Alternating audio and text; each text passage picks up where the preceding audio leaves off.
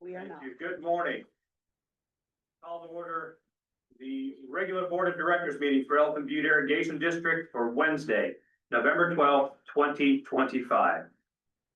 Mr. Esslinger, would you give the invocation?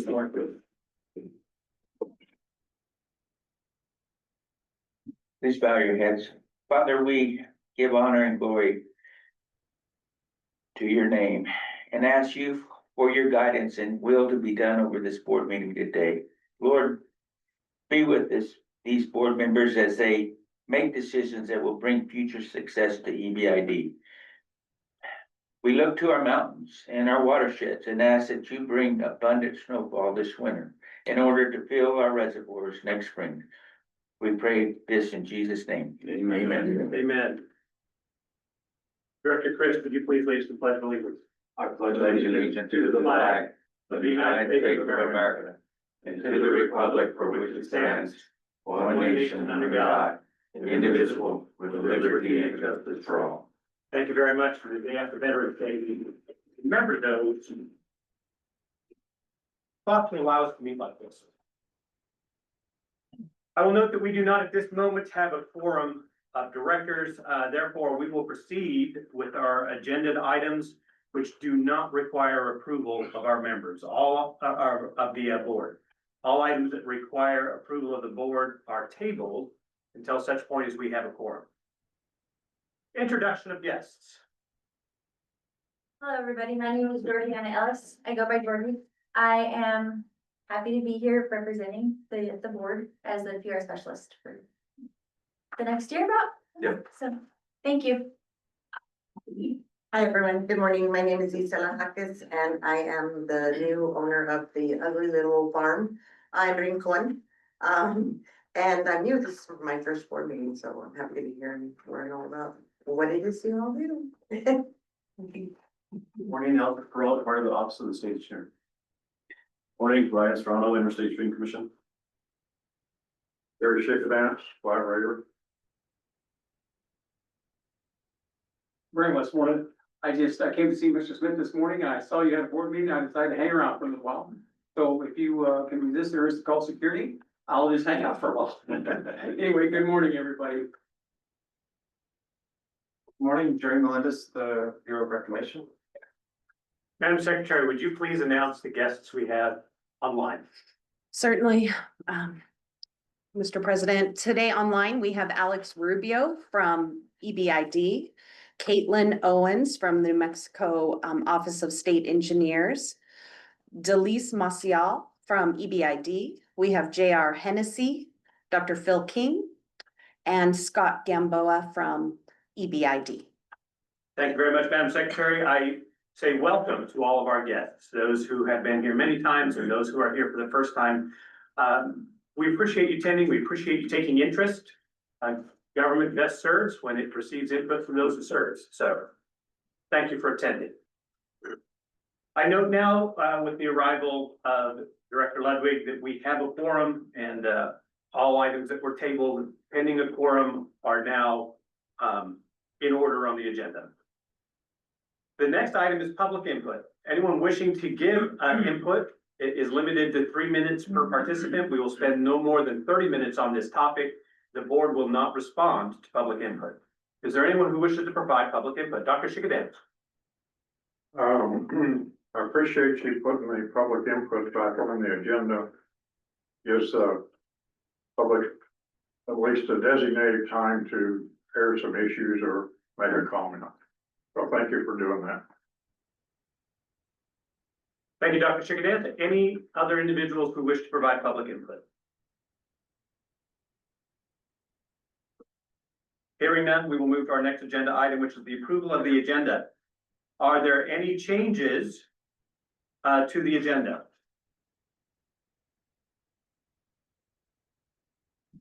Hearing none, without opposition, the agenda is approved. That brings us to the approval of board minutes. You have in your packet the board minutes for the meeting of October 8th, 2025. Are there any comments, corrections, or additions?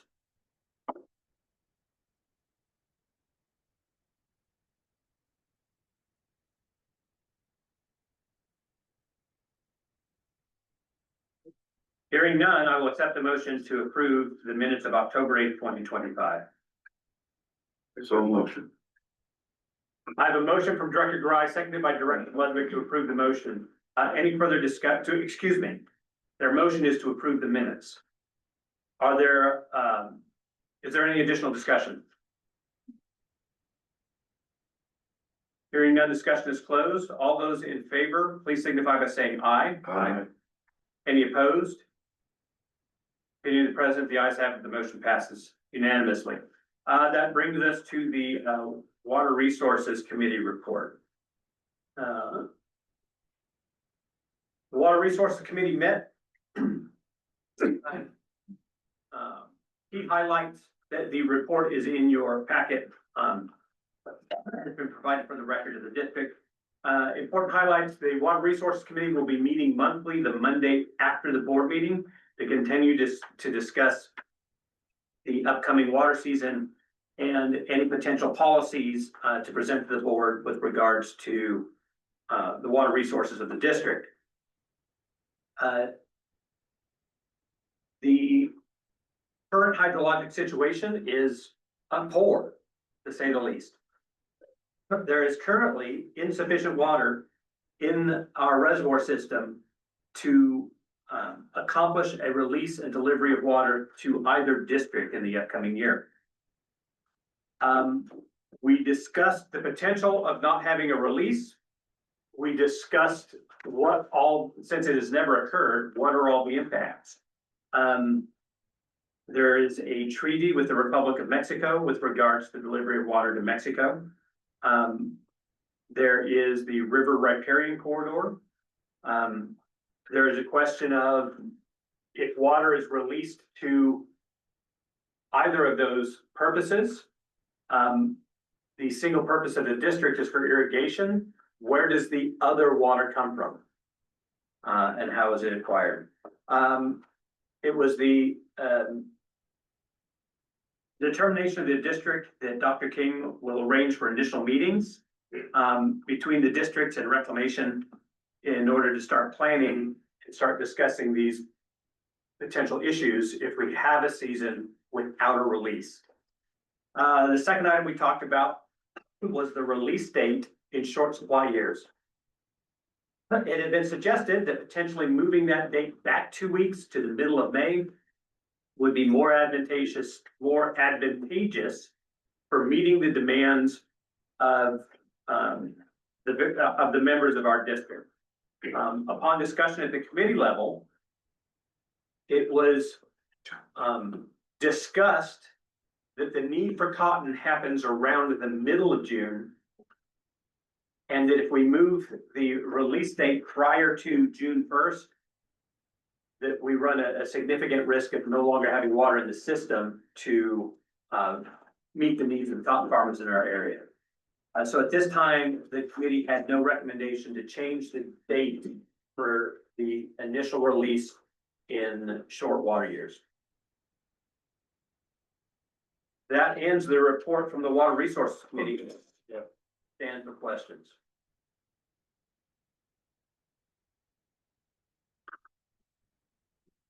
Hearing none. That brings us to item 8, which is the designation of an alternate the Family Farm Alliance Advisory Committee. Mr. Smith. Thank you, Mr. President. Gary has served as my alternate for the past year to designate a new alternate, so I would request that the board approve Joe Franzo as the alternate to the Family Farm Alliance Advisory. Thank you very much, Mr. Smith. I have a quick question. So you remain the representative of the district on that advisory committee? Primary, this, yeah. And Joe can represent the district when you are unavailable? Right. Those are all of my questions. Questions from the board? I move to approve Joe Franzo as the alternate for Mr. Smith, the representative of the Family Farm Alliance. Second by me. I have a motion from Director Rosa, seconded by Director Christ, to appoint Joe Franzoy as the alternate for EBID to the Family Farm Alliance Advisory Committee. Discussion. Hearing none, discussion is closed. All those in favor, please say aye. Aye. Any opposed? In the opinion of the president, the ayes have it and the motion passes unanimously. I will note for the record that Director Clay and Director Sloan have also arrived. Next item of business is to discuss the meeting date for canvass of the votes for the EBID Board of Directors election and the December board meeting.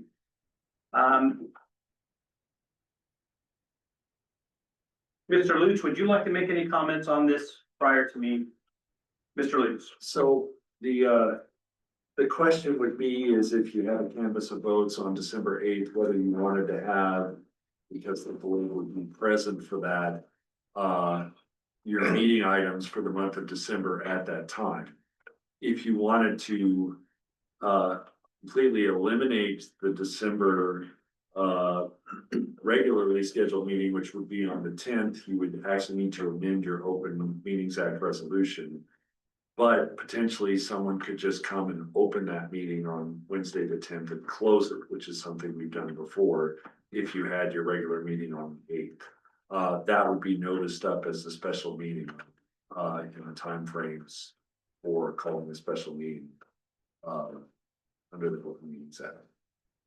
Thank you very much, Mr. Lutz. So that is the issue at hand. We must meet to canvass the election on Monday, December the 8th. Historically, the district has moved its regular board meeting to the date of the canvass and simply agended the canvassing and then all the other items for regular board meeting. We have had years where the canvassing takes all day. Specifically, 2 years ago, we finished canvassing, I think around 6 p.m. At which point we recessed and reconvened the next day. In the effort of keeping our meeting lengths manageable, at the request of directors, I would recommend that we meet twice, that we meet on Monday to canvass the election and that we do our regular scheduled board meeting at the regular time. I'm interested in feedback from Mr. Smith on impacts to staff. And also from those who have to travel the furthest to attend this meeting. Director Sloan. My only comment, Greg, is a lot of us are gonna be at pecan harvest. So I think it's gonna be a challenge to get for one meeting, more or less 2 weeks. That'd be my only comment. Thank you, Director Sloan. At least we hope we are. Mr. Smith. I mean, a meeting to canvass the votes simply requires a notice. There's not a lot of work entailed putting together that meeting. I mean, it's really entirely up to the board. I don't know that if we have 2 meetings or we have 1 meeting, the only additional work we're looking at is providing an agenda and a notice for the canvassing meeting.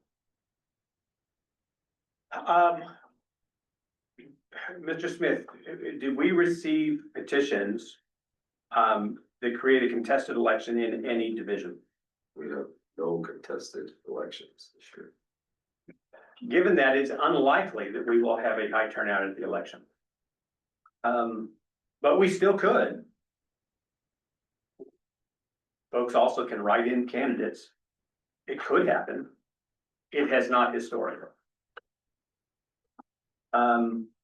Mr. Sloan, I appreciate your input. Would one if it got very long, would one very long meeting be easier than 2 short ones? That is Mr. Sloan's opinion. I appreciate him expressing it. Are there others? Mine, same as his. Thank you very much, Mr. Clayshore.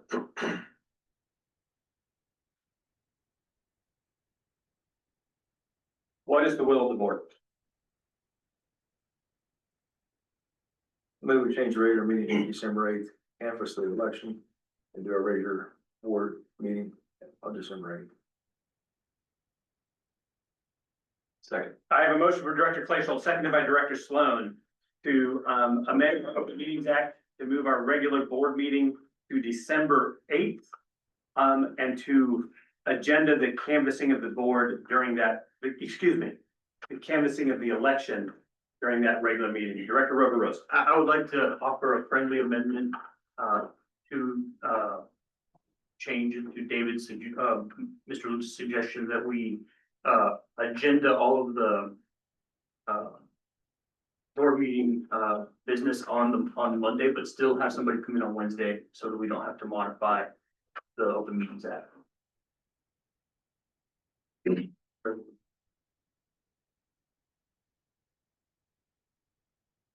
Uh,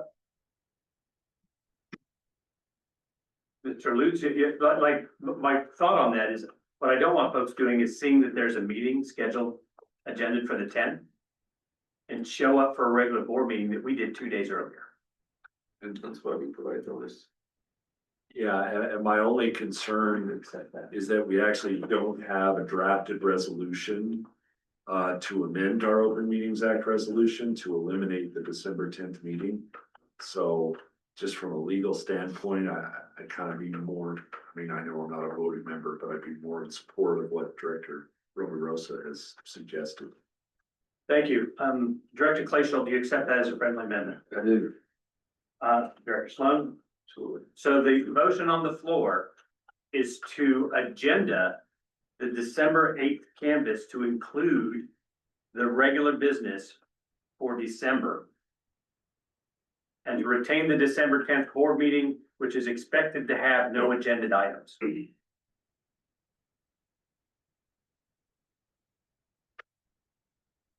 Further discussion? Hearing none, discussion is closed. All those in favor of the motion, please signify by saying aye. Aye. Any opposed? Opinion of the president, the ayes have it, the motion passes unanimously. Madam Secretary, were you able to capture that motion? The next item is to appoint an election chair. Mr. Lutz, I'm going to start with you with the discussion of the election chair and what's involved in appointing that. And pursuant to the statute, there is an election chair that it basically works with training and all the other clerks and governs the election. I believe we had discussed Maryland serving as election chair in our lead up to the training that will occur tomorrow and then the election that will occur. Appears to be uncontested, save for write-in candidate possibilities.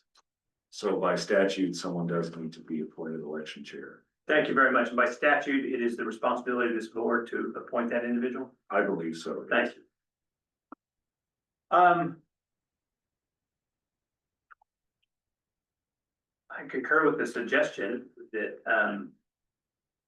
Secretary Crawford, the individual, most appropriate for that. Mr. Smith, do you have any comment? I think that's great. What is the will of the board? I've moved to approve Ms. Crawford as the election chair. Second.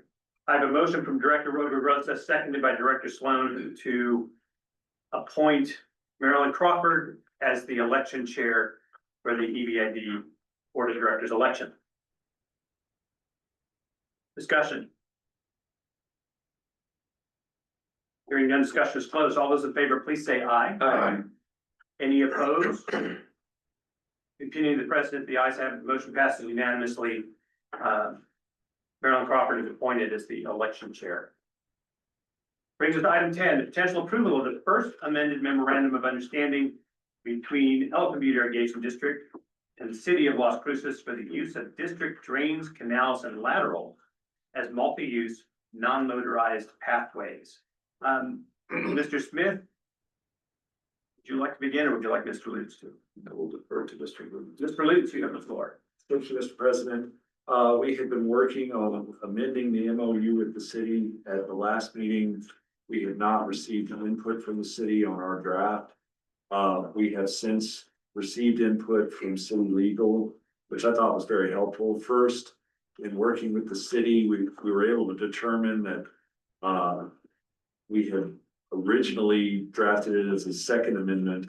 In fact, it did not appear that the first amendment had ever actually been passed by this body or the city of Las Cruces. which is why it's now referred to as a first amended.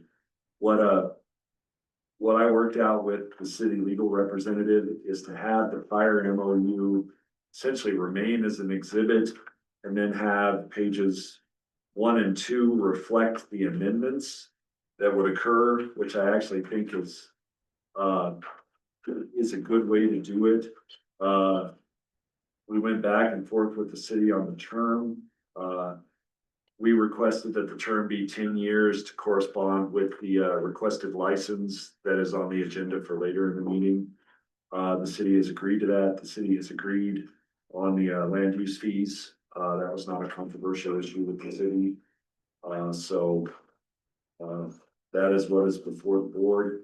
It corresponds to the changes we made in the Vado Trails agreement that was approved with the county last year, so that the prior city agreement has the kind of updated language that we used last year, particularly as to liability, which I think is important. Thank you, Mr. Lutz.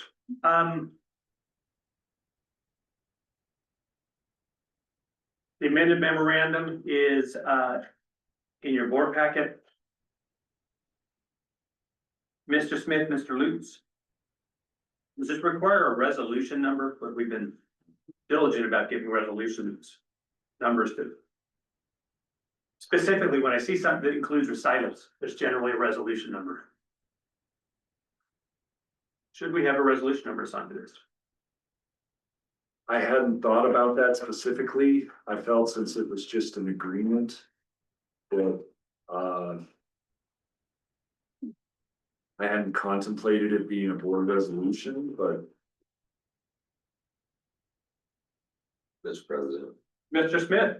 I don't know. I tend to agree with Mr. Lutz. We don't need a resolution for everything that we approve.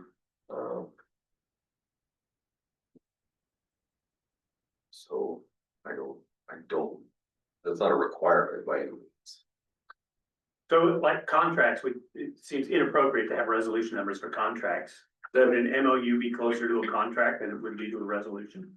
that would be my opinion on it. And I think being here the 2 years that I've been here, that I have not seen it be the typical practice that on contract approvals that a resolution be attached.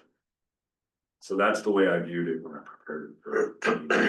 Thank you. I do want to mention how much I appreciate, cleaning up our process with having resolution numbers assigned to the various things, the various items that the board decides on, makes it much easier to find them in the future. Other questions? Mr. Roderosa. Thank you, Mr. President. How is the usable side of the ditch or canal or drain designated for use? They're limited to one side, right? And I think the answer would be with respect to the way they approach the license, which I think the license is actually on the agenda today, should contain information on which side they plan to have the trail. Okay, and how is our liability limited? I see a bunch of state law and So everything. basically, it was an amendment that EBID was instrumental in putting through the Trails Act about 10 to 20 years ago. That essentially, even though EBID owns the underlying property, it's essentially there's no liability for EBID at all if the trails are being used by any, such as the city of Las Cruces, Doña County. Doña County was, they would be responsible for that, and Gary and Samantha were instrumental in working to get that amendment through the legislature a number of years ago. So section G on page 2 kind of reflects that in terms of updating the language somewhat. Is there any way that we could be exposed to risk? There should not be, unless it is something that EBID was directly responsible for. If it was something where one of our vehicles or one of our workers caused damage, then EBID is responsible because other governmental entities can't indemnify. But beyond that, not by ownership of the property alone with this agreement in place. Okay, thank you, Mr. President. Director Clay. We use tractors and mowers, help control weeds. Are those gonna damage their trails? Mr. President, Director Glacial, so they're responsible for the maintenance of the bank on which their trail is located. Oh, okay. So we will do maintenance in the prison of the canal and on the other side, but they're responsible for weed control and maintenance of that bank. So we stay off of their side.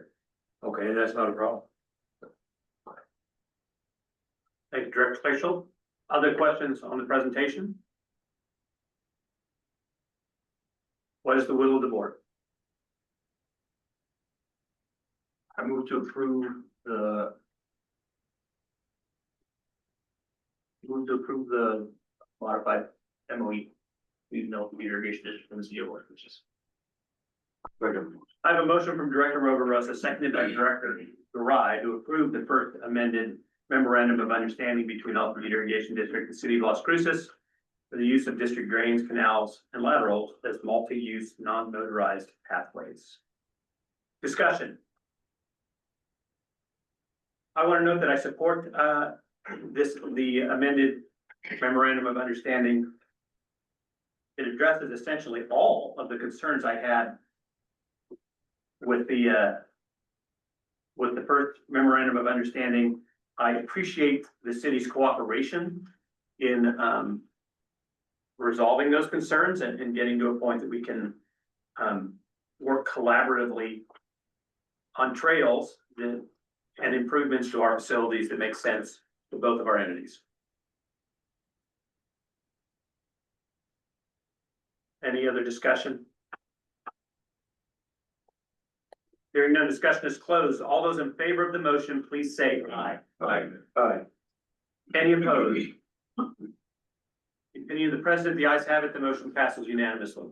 It brings us to item 11, water resources. Good morning, Dr. King.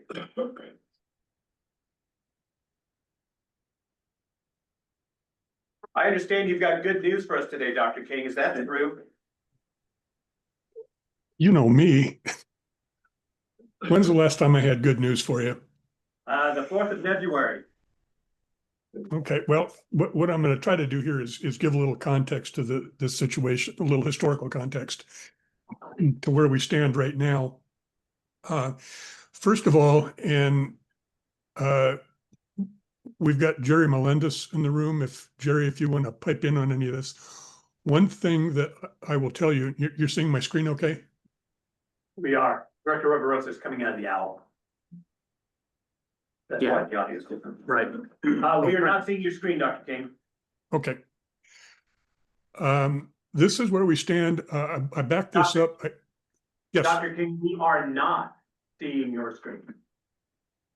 You are not seeing my screen. Let me try again.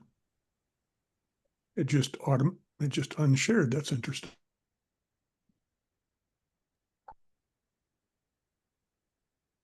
How's that? It's coming. We see it. You got it? Yes, we do. Okay. These are the numbers for November 1st. I was going to say the data that I normally fish out of reclamation has been kind of erratic lately, so I'm not using the most current data. I backed it up to November 1st, where it looked like it was behaving okay. But I suspect that once we get back from when reclamation is, back at full force after the shutdown, there's maybe some revisions to these data. Jerry, do you have any feel for that? We're updating our Elton View data on a weekly basis because Okay. we can't get accurate instantaneous, or actually we are getting accurate instantaneous readings. We just can't transmit it because we have an alternate sensor right now because of the low storage levels. So the storage levels are updated weekly at Elton View. Once they're updated, they're good. If I may, Dr. King, You mentioned that you're getting instantaneous readings. When it's updated, at what time precision is the data flowing in? It's every 15 minutes. So weekly, it gets updated at a 15-minute precision. Thank you very much. Thank you, Dr. King. Please proceed. Okay, and I would add to that, the USGS data is a bit balky too, so I wouldn't say we're flying blind, but take all of this with a grain of salt. Anyhow, as of November 1st, and it looks like that had been, certainly updated, we had about 88,000 in Elephant Butte. That is a bit of an improvement over last month. 15,000, call it, in Caballo for a total of about 103,000. 7,200 in compact credit. And then this is an old San Juan Chama number. This is the one that Jerry provided when we did a draft August 1st allocation, 4257. I don't think it's changed much since then. It's fairly small anyhow. So the usable project storage, that which theoretically could be released, is about 91,000. We have those minimum pools that we maintain in Elephant Butte and Caballo of 10,000 in Elephant Butte and 12,000 in Caballo. So that's not releasable. What happens then is we wind up with a actually available seasonal supply as of November 1st of about 71,000 acre feet. And to give you a couple of indicators of where that is, the D1 curve, which is used for allocation to Mexico, goes to 0 at 121,000 acre feet. So at this point, we're even below the allocation function for Mexico. The D2 curve, which we would actually not be using, but if we were, goes to 0 to about 67,000. So we're very close to the 0 on D2.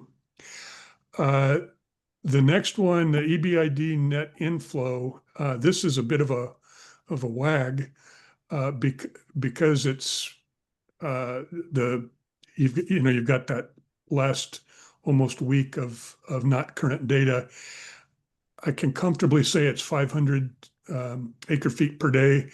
It's likely a bit more than that, but just taking a look at the gauges and things, it's a little difficult to piece together.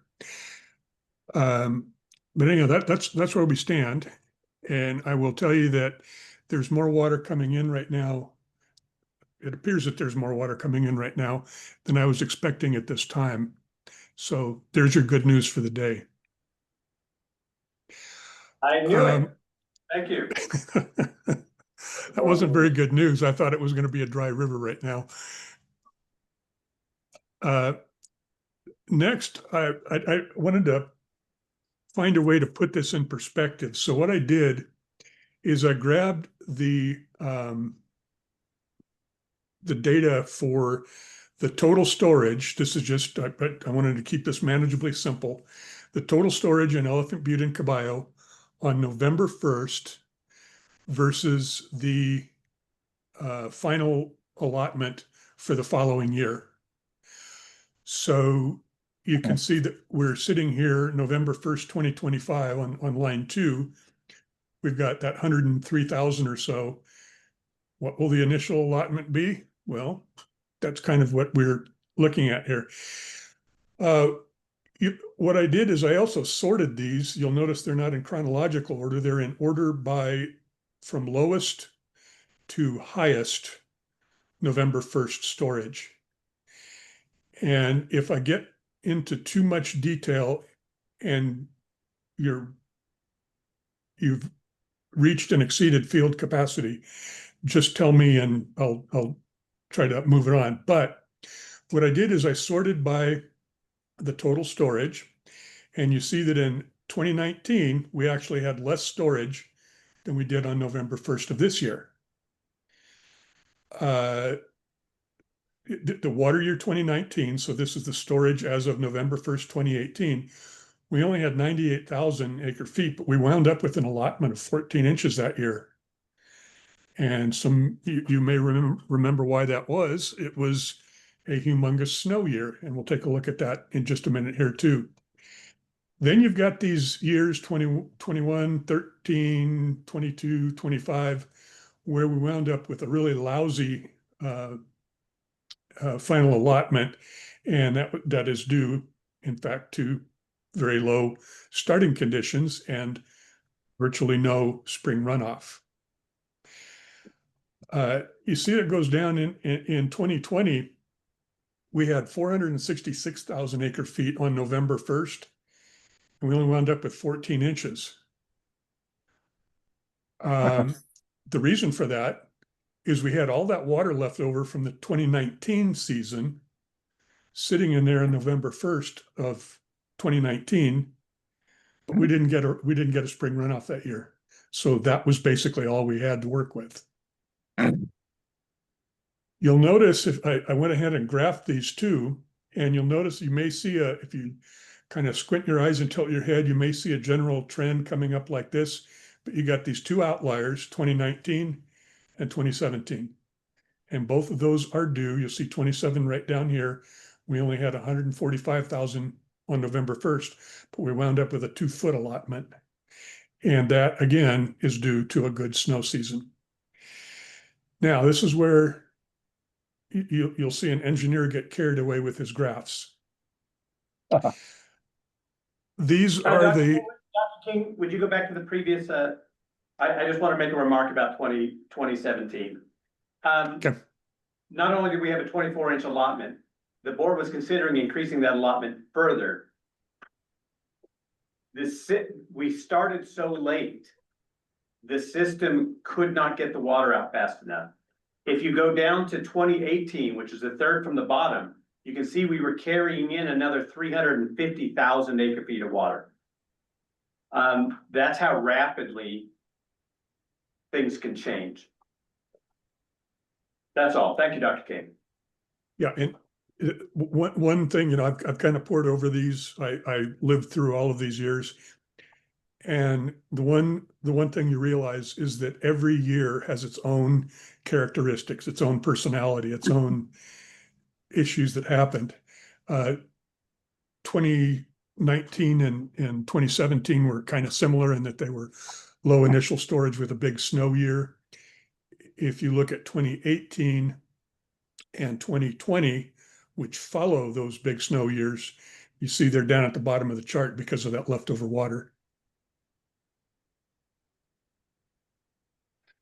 Okay, on to the snow trajectories for those years.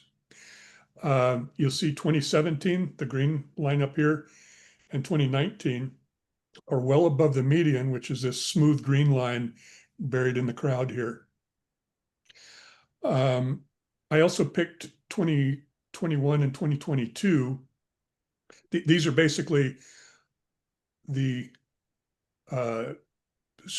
from first place or last place, depending on your perspective, down here to 2017.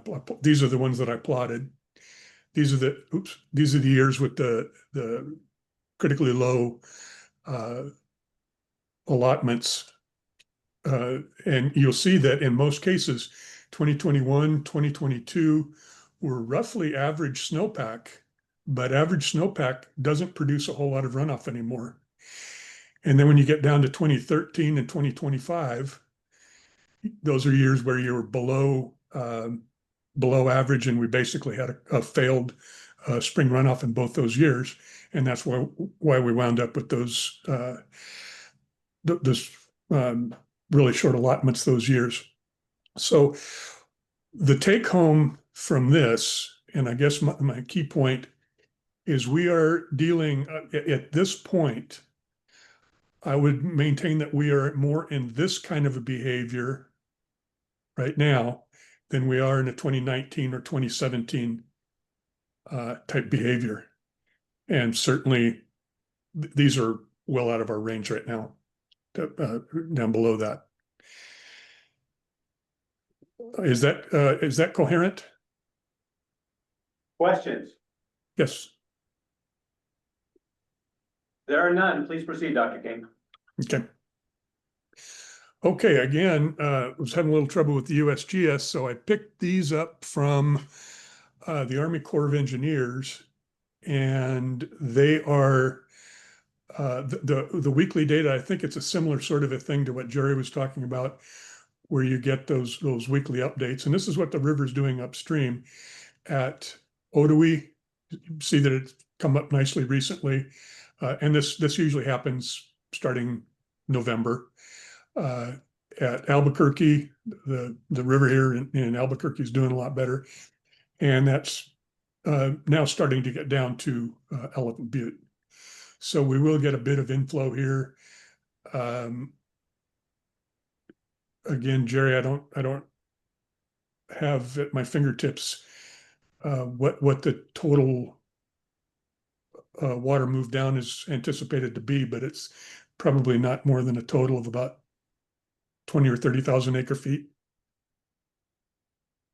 Correct. I know Colorado has finished irrigation season and more water is coming down from the northern parts into the middle Rio Grande. But I believe sometime soon they'll release the P and P water that will compute.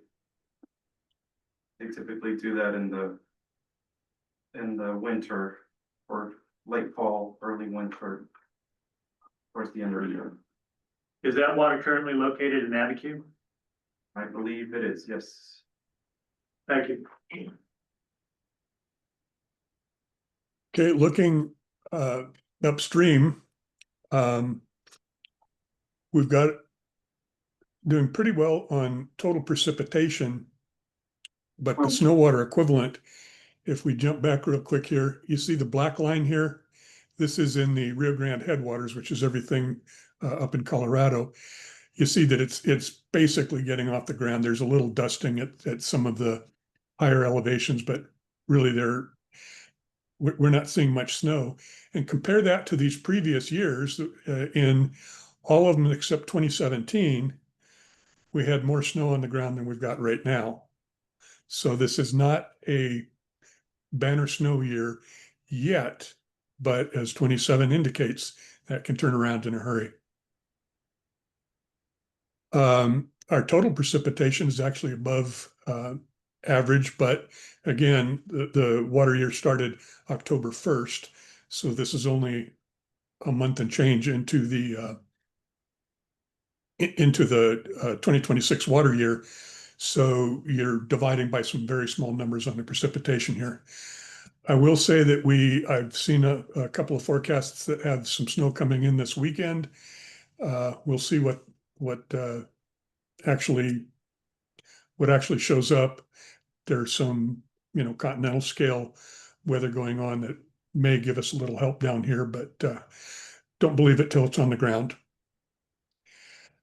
Looking out at January through March of 2026, this hasn't changed much over the last few months. The general forecast is to be warmer than average and below average in terms of precipitation. So you can expect this column here to decline somewhat in the coming months.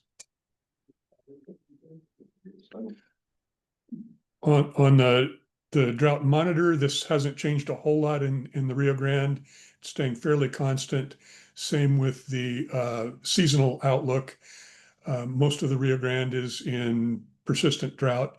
The part up in Colorado is they're saying no drought, but that's I'm surprised that they're not putting that in yellow, saying that drought development would be likely up there, but hope springs eternal. So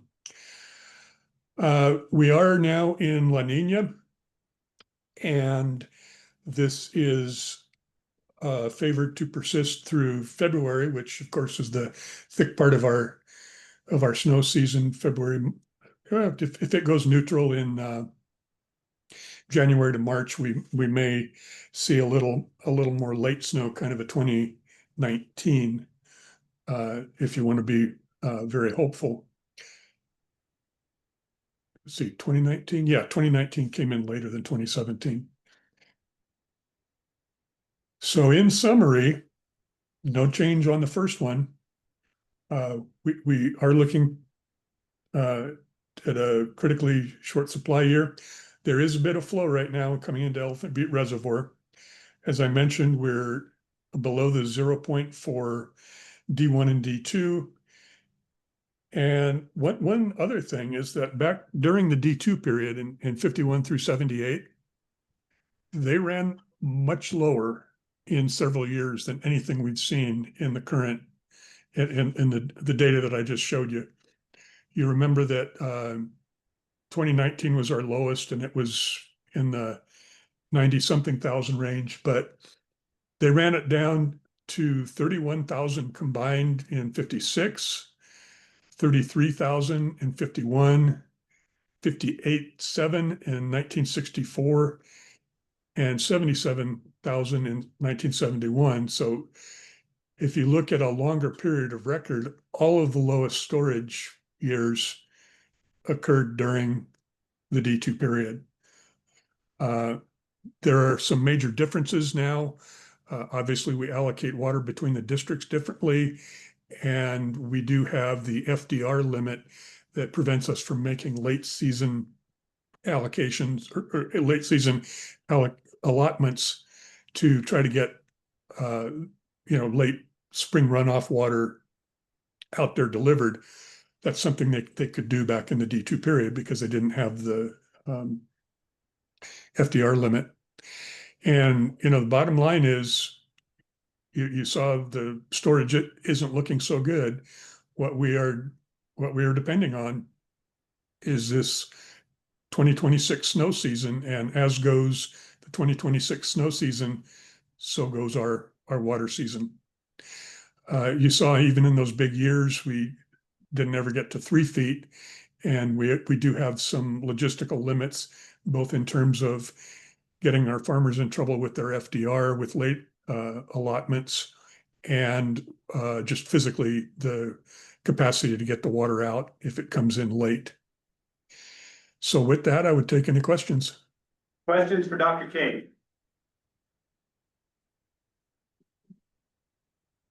Comment. Director Glacial? I was through the Assemblies Valley about 3 weeks ago and I noticed they were running water in all their ditches. I think they're running out on the flat ground and trying to soak it off. They're running lots of water. They had all the rain come through, and they were taking advantage of it, so what I'd be doing too. Colorado is very skilled at ensuring the proper amount of water crosses the state line. And no. So I suspect that they were every day crunching the numbers, deciding how much water to divert out of those canals to some benefit of the state of Colorado. I will tell you, I talked to Craig Cotton up in Philadelphia, and he was talking, and they're a little frustrated that they over delivered by 7,200. They usually cut it closer than that, which is remarkable. There you go. I assure the board that the Water Resources Committee will continue to look at all of this and provide recommendations to the board as this water year continues. And I don't know if it was in your update, Mr. Chairman, but we're planning on the Water Resources Committee meeting the Monday after the board meeting. That is correct, and that was recorded. Okay. Mr. Narvaez, do you have anything? Mr. Narvaez is out today. Hearing nothing else on water resources, we move to item 12, general administrative. Mr. Franzoy.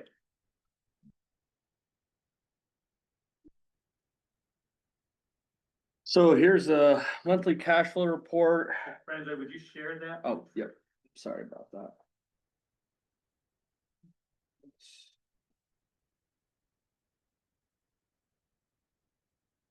So here's our monthly cash flow report. as you can see, cash in the bank, that number doesn't really matter. That's used for salaries and wages primarily. But if you look to our investment account, it's a year-over-year comparison of about 6.3 million to 5.4 million. Cash is growing in our investment account. It's about a 7.5% increase, given interest rates being approximately in a range of the year of 4.5% to 6% very early in the year. It's important to note that cash outside of just investments is also growing that balance. So meaning the district is potentially saving money and putting cash aside. Our interest year to date, if you look right here, is Could you about, zoom in on that just a little? yeah, Thank you. sorry.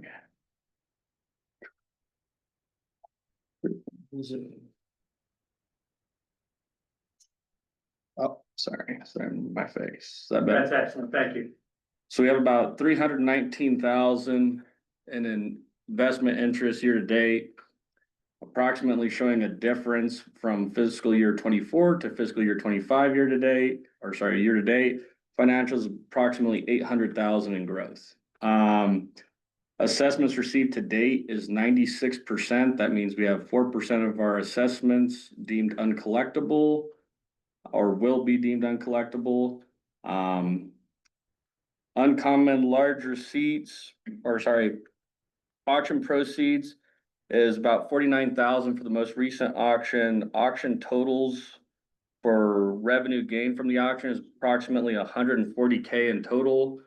Income from outside jobs, this is related to the Rincon and FEMA, I believe. That's about 56,000. We anticipate now that the City of Las Cruces MOU is underway and that project's underway of receiving approximately 415,000, I believe, from that.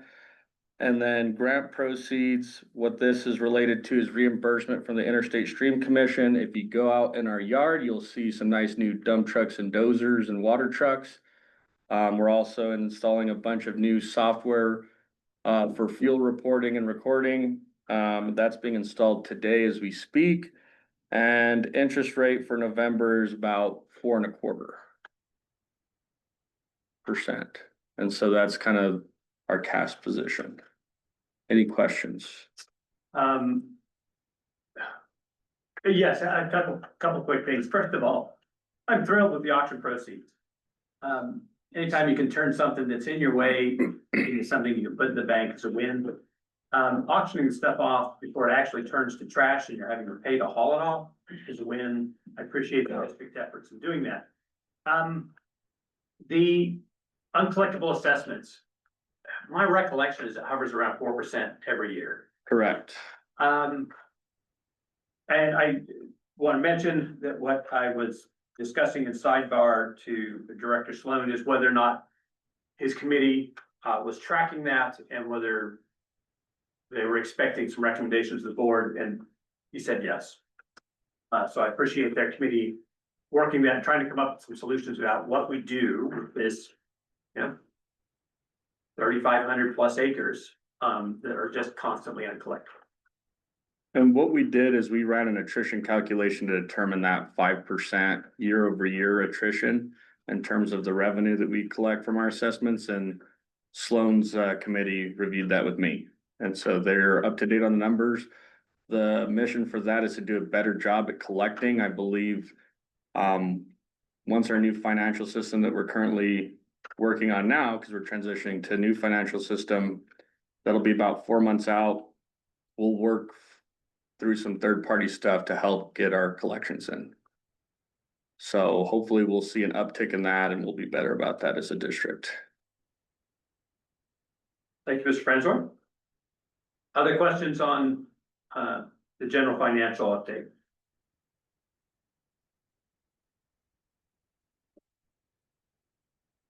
Next item on the agenda is the approval of resolution 2025-14, and I'm assuming that document is being shared. Correct. Thank you. Mr. Franzor.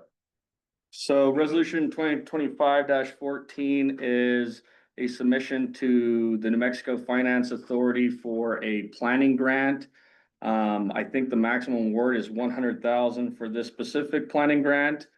I'm gonna just kind of summarize some of the details here. If you look at this paragraph right here, you'll see that The purpose of this is to develop a long-term master plan and an economic development plan for the district. This is gonna be analyzing our structures, how we can repair and replace those. Doing a deep dive into our capital expenditures of the district. And then just kind of dotting our Ts, crossing our Is. Currently, we are underway on our asset management plan for the district. That should be done in December.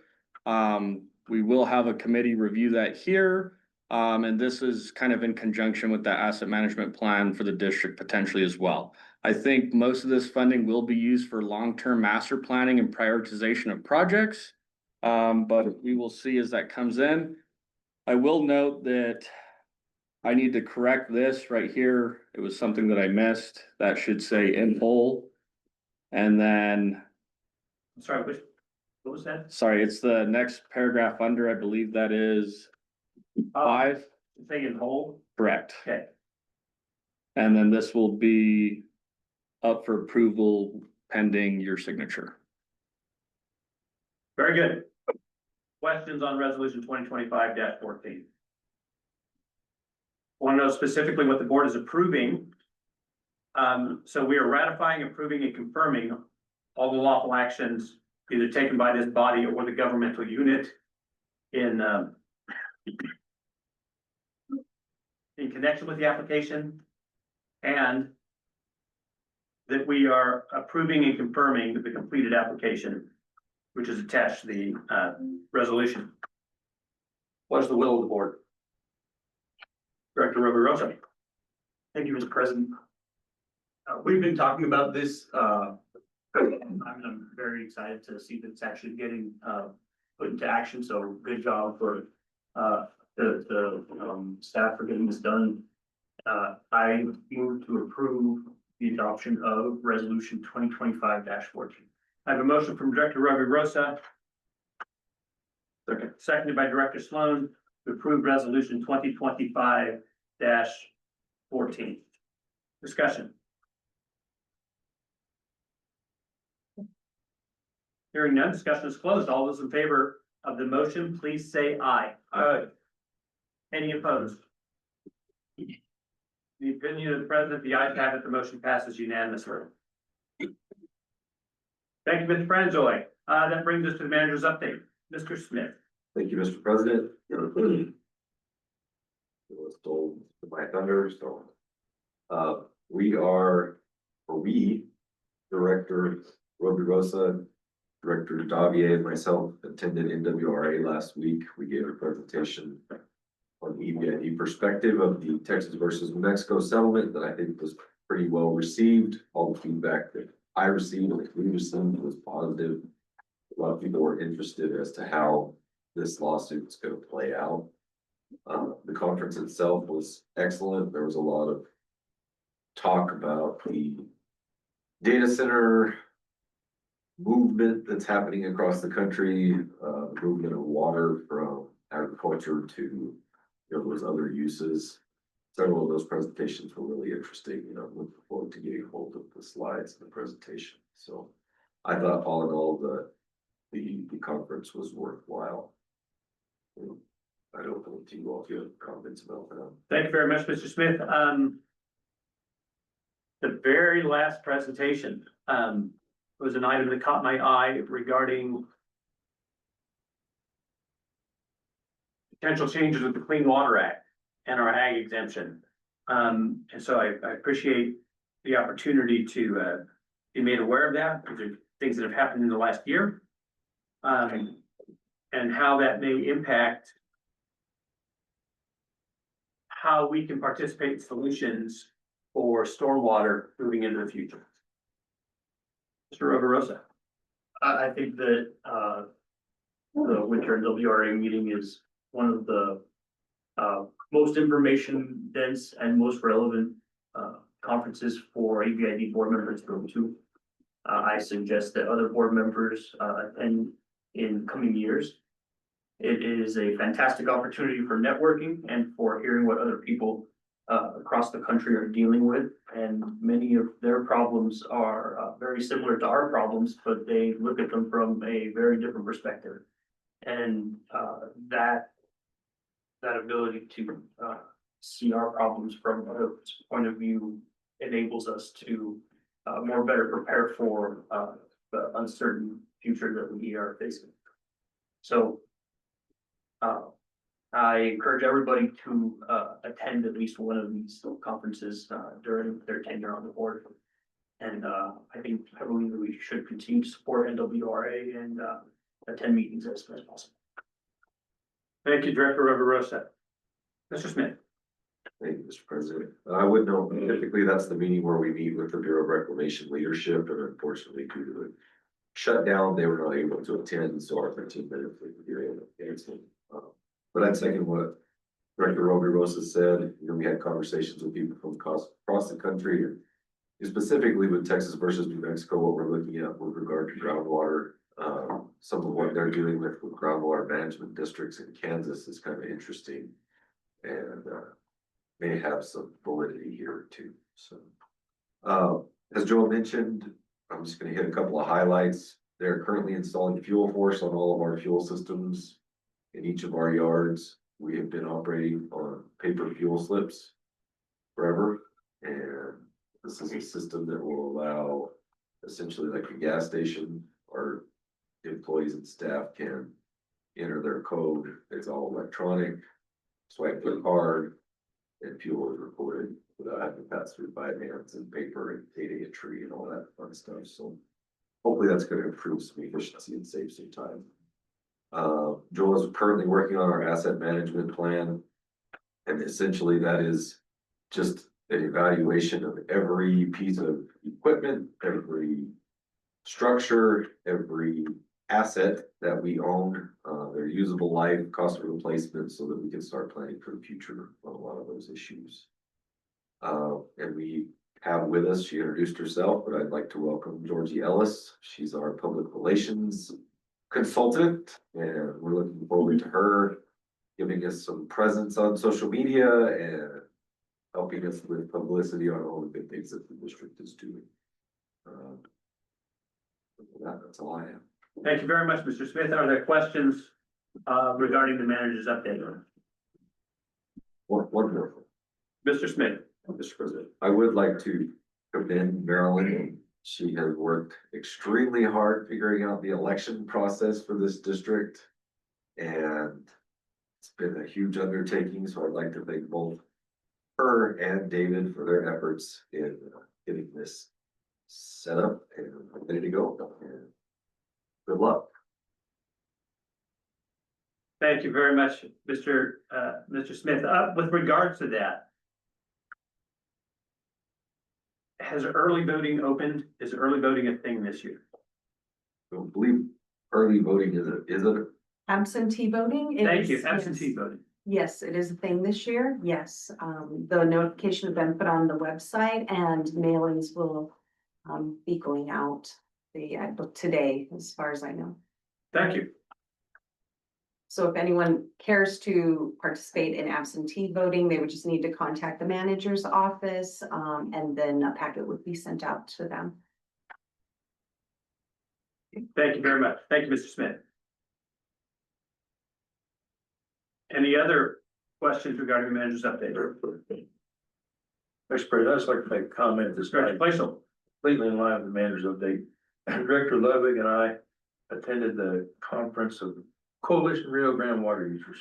Mr. Trishling was there, Mr. Crawford, Alex Rubio was there, the first presenter, and I don't remember his name, Gary loaned me a book that he'd written. This really hit me. He had a diagnosis of the use of Rio Grande water. 43% goes to riparian and 36% ag. That floored me. Absolutely floored me. I'm sorry, could you repeat that? 43% goes where? 43% to riparian, 36% ag. I think I'm quoting the numbers correctly, Gary. That's correct. That astounded me.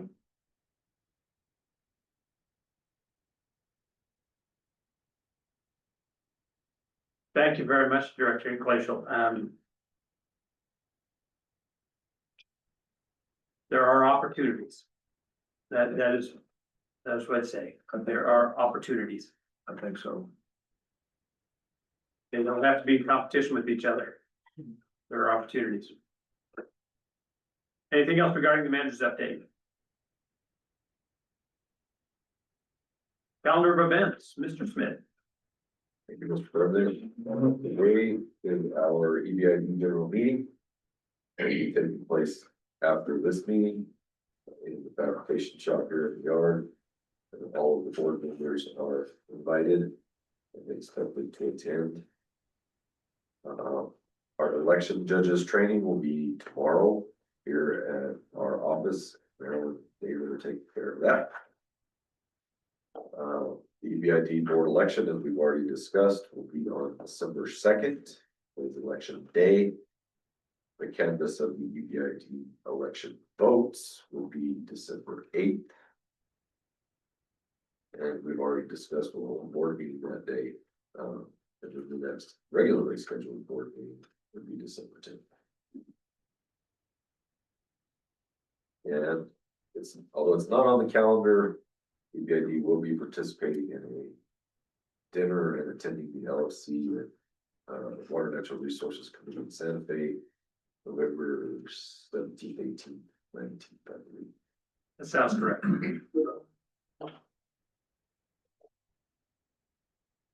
Questions or comments on the calendar of events? Hearing none, that brings us to HR safety update. Mr. Smith, or is that Mr. Muscal? I believe the lease is on, if I think over it. Delise? Sorry about that. Can you hear me okay? Yes, we can. Okay, we're currently at 83 employees. We do have some job openings coming up, but they are not posted yet. Years of service, we have nobody that has recognition, but we do have several people who have some anniversaries this month, and you can see those at the bottom. We do have some training coming up next month for defensive driving. We're in the process of getting our final quote for new cameras and security for all yards, Las Cruces, Hatch, and Chamberino. We currently have one person out or not out, but on workers' comp, and one person out on FMLA. And then upcoming holidays, we passed Veterans Day yesterday, so thank you for all those who've served. Our general meeting is today, and then Thanksgiving, we will be closed on the 23rd. I'm so sorry that I put the wrong dates in there, the 27th and the 28th. And then Karen is retiring at the end of this month. Thank you very much, Mr. Marcial. Mr. Franzoy. To add to the HR update, it's just an important distinction for the board members that we are freezing hires and irrigation until we see kind of what the water outlook is going to be. We did hire some people in irrigation up north, but it's harder to find, talent up there. But you have freezes until later this spring for certain positions as we see kind of how the outlook for water looks like. I just wanted to make that known to the board that is taken into account. Thank you, Joa. Thank you very much, Mr. Franzoy. Questions on the HR update? Hearing none, thank you, Mr. Marcial. That brings us to item 16, engineering and maintenance update. Well, I don't see Mr. Rubio. Mr. Gamboa, are you covering that by any chance? I believe Mr. Rubio is online. Oh, Yes, I'm online, Rubio. Mr. President. I apologize for not being in the meeting, pushing through a cold today. For our updates, we are looking into concrete recycling options. We're looking into machinery, if not looking into options for concrete plants to recycle for us. This will allow us to have our own base course, our own riprap around the district. We have received new survey equipment and training. This ties into the bulldozers, so we'll have bulldozers and various other equipment that we've just received. This will help us tie into the smart grade functions. We have grant projects that we have finished up, just waiting on final seal. Drone licensing is underway. We have identified some courses that we want to get at least 2 staff members licensed to fly the drone. That's an official pilot, class 107.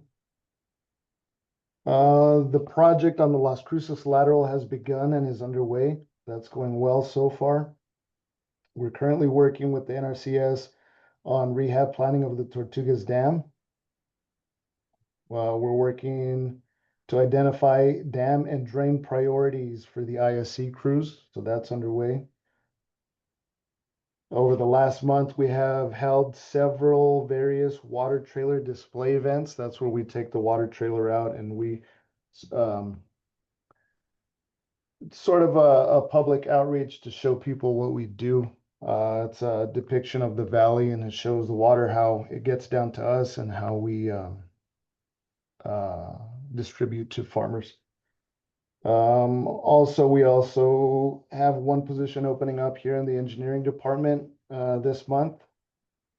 That'll be for engineering tech 1.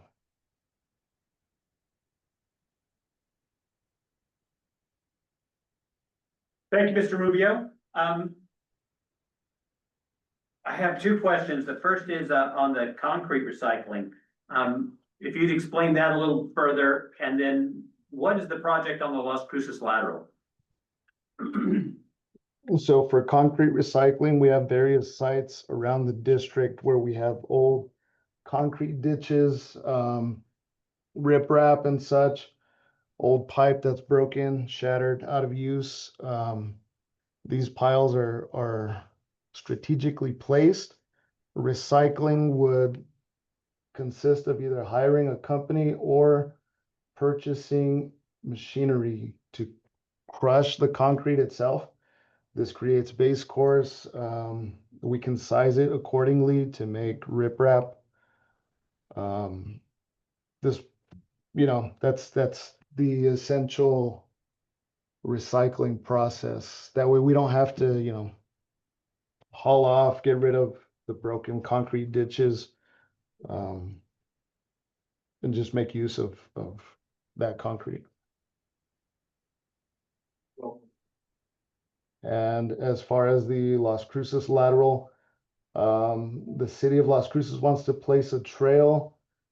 In order to do so, they wanted to pipe this lateral, which is between the Las Cruces Convention Center and the hotel there on campus. The project ranges from University Avenue to I-10. And it's just 66-inch pipe with 3 boxes. Thank you very much, Mr. Rubio. Mr. Franzo, you had some additional comments on the concrete recycling. I have a follow-up question that many of our structures are steel reinforced. Is it handling that as well?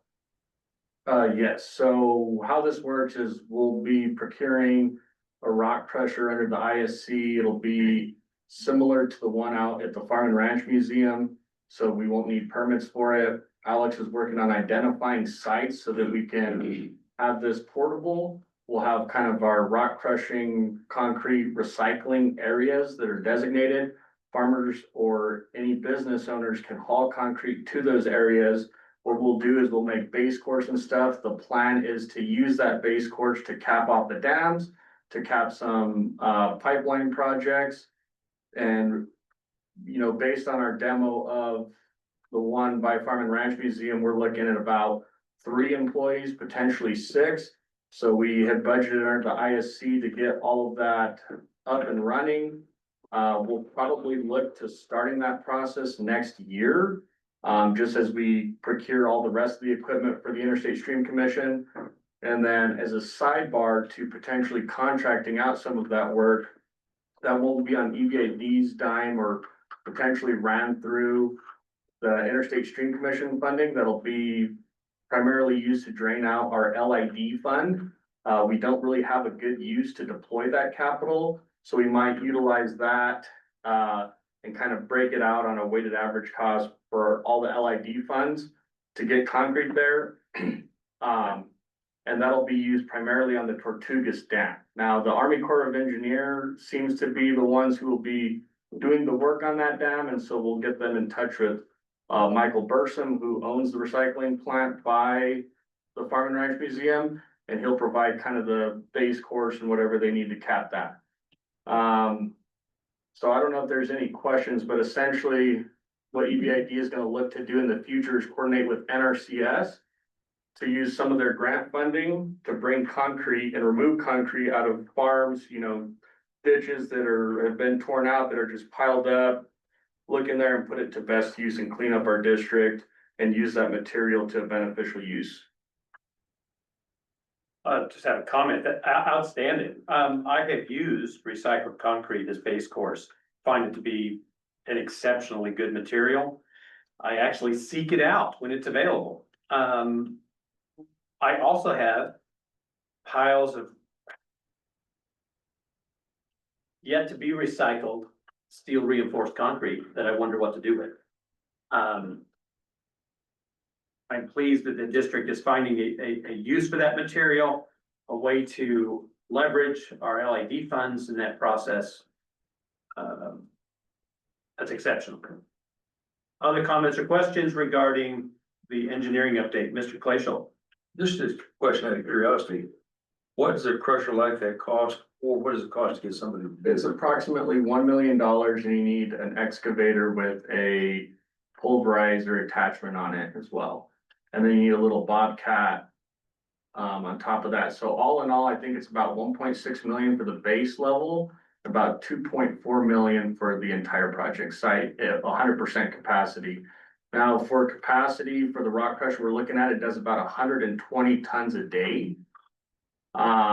So the idea of using this as our own facility is not only to fulfill the projects, make all these PL 566 dams look nice, all these pipeline projects, potentially even using some for our yards to make our yards look nice, putting some crusher fine out there. But in the future, it could serve as a revenue stream for the district to allow for having businesses pay us to haul to our facilities in addition to selling that material potentially. Or if you have somebody do it on a contract basis, what do they charge Muscle Mills? It's about $9 a yard, I believe. Thank you. 7 to 9.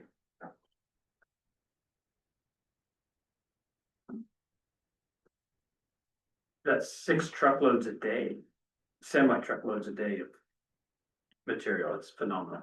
Incredible.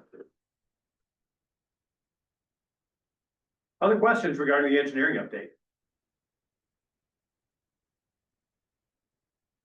That brings us to the approval of the consent agenda. Mr. Gamboa, I would ask to have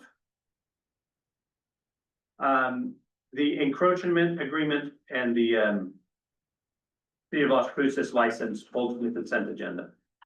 Are there any other items that wish to be pulled from the consent agenda?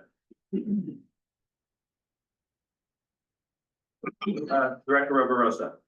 I would also like to pull.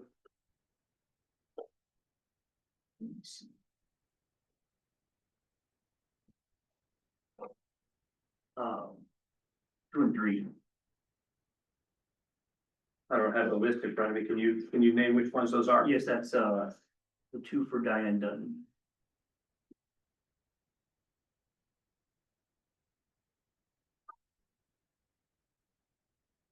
Any other items that wish to be pulled from the consent agenda? So to be clear, we're pulling the encroachment agreement. Do we have only Moondog LLC, Joe Garcia, is that the only one remaining? Yes, sir.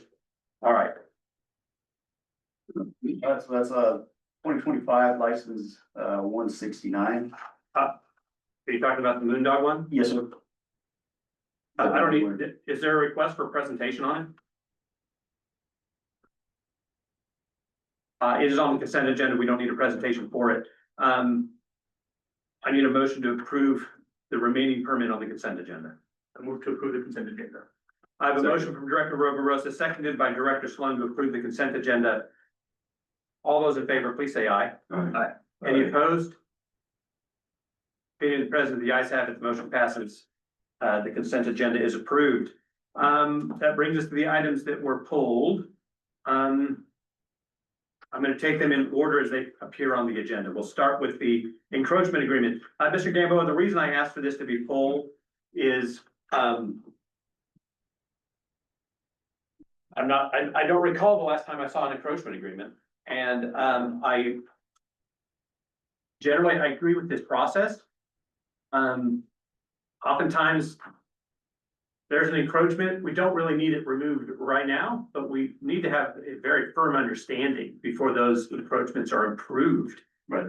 About the responsibilities. Would you please discuss how this encroachment agreement is structured? So you're right, encroachment agreements don't come up very often. It's been almost a year since the last encroachment agreement that we've had to deal with. So this encroachment here has to do with the Isela Maria Jaques. It's an encroachment agreement for an existing structure, and it's on the left bank of the Hatchmay Canal. So in the Hatchmay Canal, the EBID right of way in that area is 150 across. That's our right of way.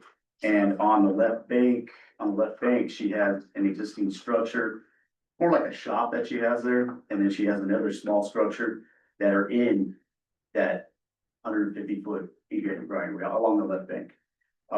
It doesn't disrupt any of EBID's operations or anything like that. It's just, it's been existing structure. She purchased the property and she just wants to make sure everything's done correctly and legally within encroachment agreement. Thank you very much. Was it the new property owner approached the district? Yes. And so it was not something necessary for a purchase to clear up the title. It's just, I mean, that's outstanding all around. Yes. Since the property owner is present, I would like to, without opposition, I would like to give the property owner a chance to make comment if she chooses. Yes, thank you. So, as he mentioned, I just purchased the property, closed on October 6th. And it wasn't an issue until it came up for closing. The survey, I was asked to provide a copy of the survey to the district and I did. I just wanted to know, there have been existing water rights, ground and surface water rights since 1953 and 1906. I did just purchase the property and I did just recently install a fence, a perimeter fence, because I have dogs. So I was made aware of this when I closed and I was certain to not encroach with the new perimeter fence. I met a few gentlemen, Scott, out there on the levee when I was out there with the company that was installing the chain link fence to secure my dogs. So I just wanted to make it known that it's been in existence for a very long time. The water rights, domestic well, irrigation well, licensed, and I'm currently changing the ownership for from the previous owner to my name. And I'm aware of it. I don't intend to encroach moving forward because I'm aware of it now and it was brought to my attention. So I just wanted to make it known that I respect EBID's decision. I am fully aware of what the requirements are and where the actual property lines now lie and sit. I don't intend to encroach. But I'm also very cognizant about the water and that's why I'm here as well. And the water conservation and what we have, like I said, I'm new to this, new farmer. Some of the average farmers nowadays are like in their late 50s. And I do intend to farm the 2 acres out of the 4 that I have existing and raise a little bit of livestock on the 3rd acre. And then the home sits on the 4th. So I just wanted to ask that you take that into consideration. Thank you. Thank you very much. I will, just as a quick response, there's nothing in front of us that deals with your water rights today, so we're making no comment or taking any action regarding your water rights.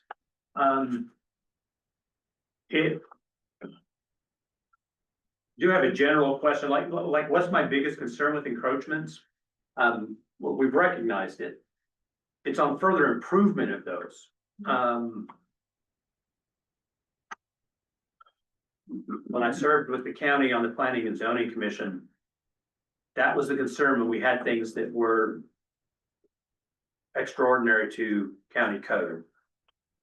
Is when people then further invest in them and an action needs to be taken because they are not in keeping with the code. What do we set people up for? What kind of failure do we set them up for? I don't remember anything in this encroachment agreement that talks about future improvements. In what way are we setting folks up for my first question, is this the standard encroachment agreement that we've used previously? Yes. Thank you very much. Is there anything in it that provides any guidance with regards to, please don't place future, don't improve the things that are already encroaching? That's correct. If she decided to improve in that area, it would be something to go through us, to decide, is it gonna be conflict with our operations or not? But outside of that, that's. I don't remember seeing that here. Mr. Smith. The agreement, the encroachment agreement is for the two structures that currently exist. Not future development. Right, if they wanted to improve those structures though, that's. As long as they realize they're gonna be going down at some point if we needed to utilize that right away. And that's the only part that I'm asking if there's. As far as new structures, no. Okay. Anything that's new nurture there. Very good, I don't need to go any further on that, but thank you very much. Mr. Clayshall. Mr. Kimball, is this a drain or a canal? That's a canal, the Hatchman Canal. Thank you. And just so you're aware, it's probably a hog pen or a goat pen, whatever I decide to put in there. And a old tin barn. Those are the two structures. Thank you. I'm in favor of the encroachment agreement. There are countless encroachments within the district. Having them enumerated and documented in such a way would be phenomenal. And so I commend the landowner for approaching the district, and I appreciate the district's effort in getting this properly documented in encroachment. What is the will of the board? Move to approve. I have a motion from Director Clayshall, seconded by Director Sloan to approve the encroachment agreement. And again, I'm assuming it does not require a resolution number.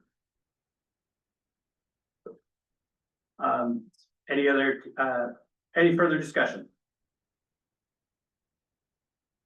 Hearing none, discussion is closed. All those in favor of the motion, please say aye. Aye.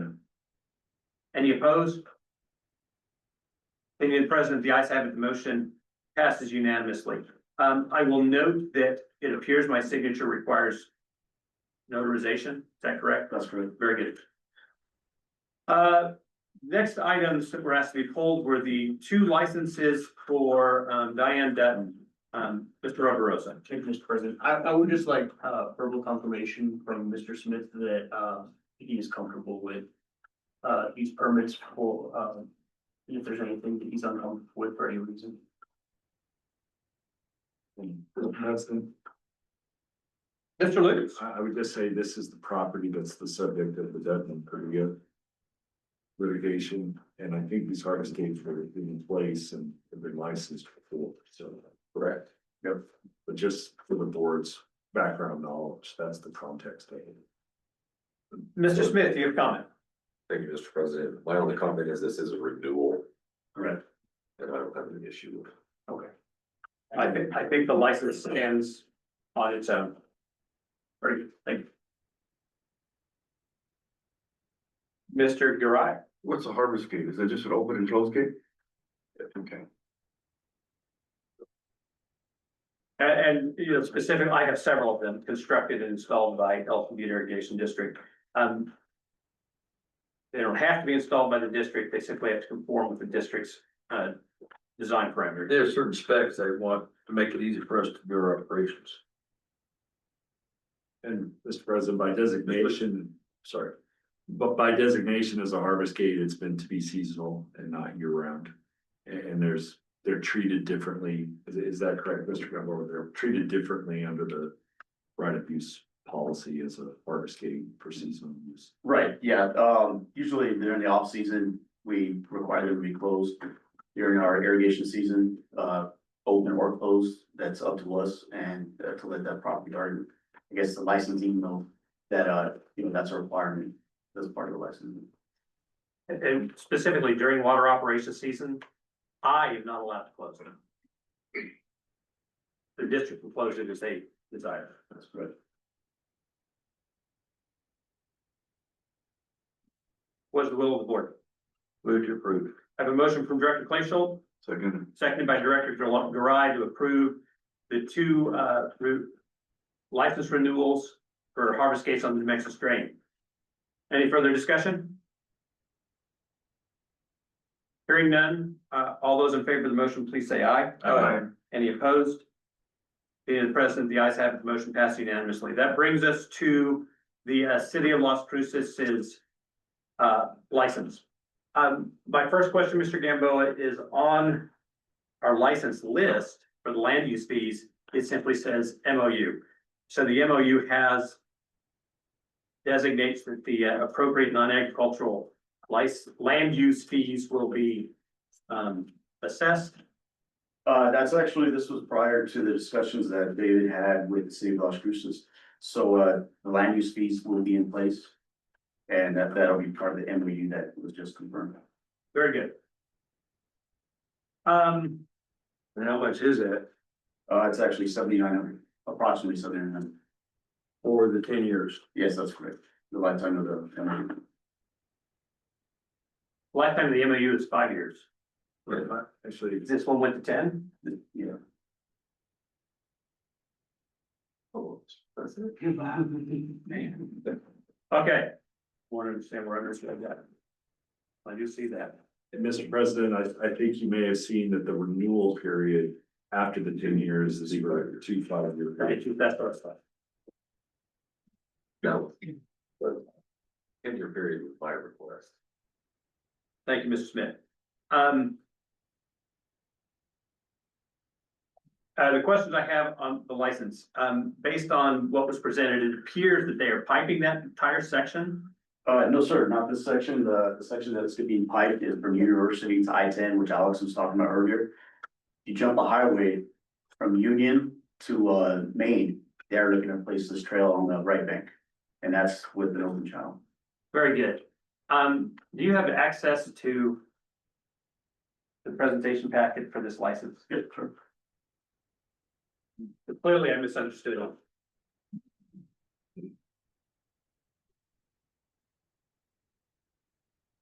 I will note in my questioning, I'm in favor of approving this.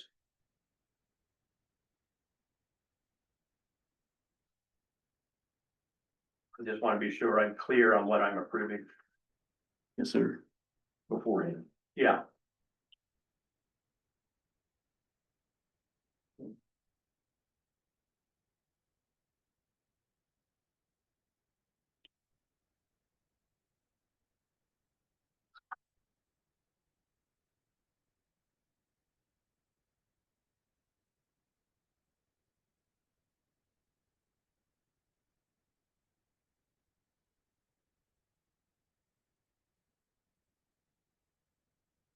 Okay.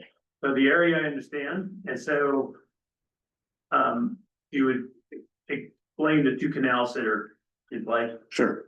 So you can see East Union right here. Let me, hold on 1 second. Let me see what we do. It's a little close up for you there. So this first section from for East Union south is Las Cruces, that portion of Las Cruces lateral, and that'd be on the right bank, the trails to be constructed on the right bank. And then from this point right here, this point heading south to North Main is the Tortugas lateral, and that right bank construction of the trail will continue along the Tortugas lateral.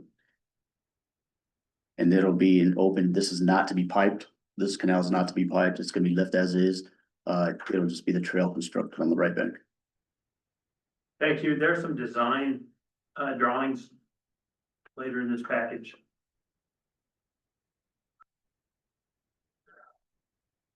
this is the part I'm used to seeing that we've got a satellite photo. And then we have some elevations. And I'm accustomed to seeing that when they're piping a lateral. And so I thought that's what I would see. Would you explain what these design drawings are telling me? Really, it's letting you know the path of the trail on top of the elevations. To where the path the trail's gonna be placed on the right bank, and it shows on the right bank here. Thank you. And the graph is below that? That a graph of the elevations? That's correct.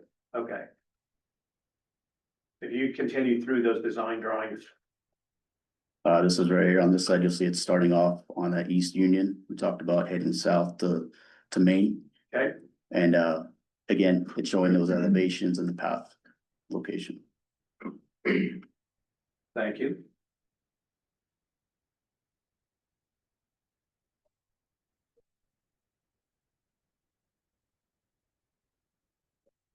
What's being explained here? So this is just kind of some sections that, really, it's just letting you know the width of the trail looks to be 10-foot trail. And from what I understand, it's asphalt. And, our banks are, a minimum of 12 foot, so we're looking to have a foot and a foot, and then the trail within that 10 foot. And then one of the requirements that Alex and I were talking about with the city here is to ensure that this trail is sloped outwards. So any weather, liquids, fluids, weather elements and all that, it all flows outwards and then not into the lateral. Okay, and is that an over-X depth that they're repairing underneath the trail? Is that what that's describing? Yes, yeah.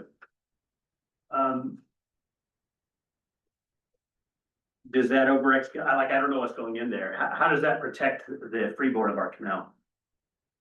Well, this is gonna be your base course and all that, so underneath that asphalt to build it up, to secure it.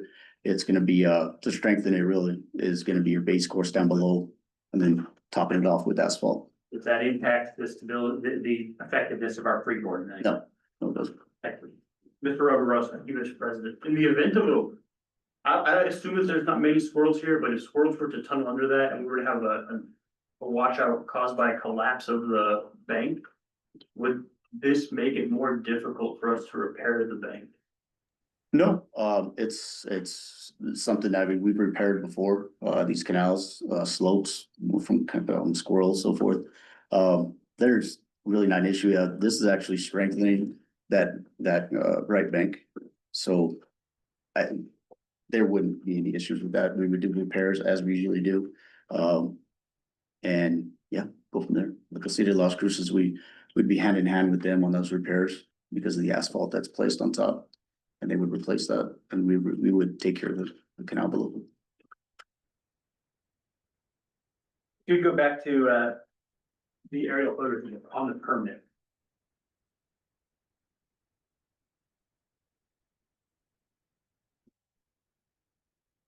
Typically the last one, which is this page here. Scroll out or zoom out on that page.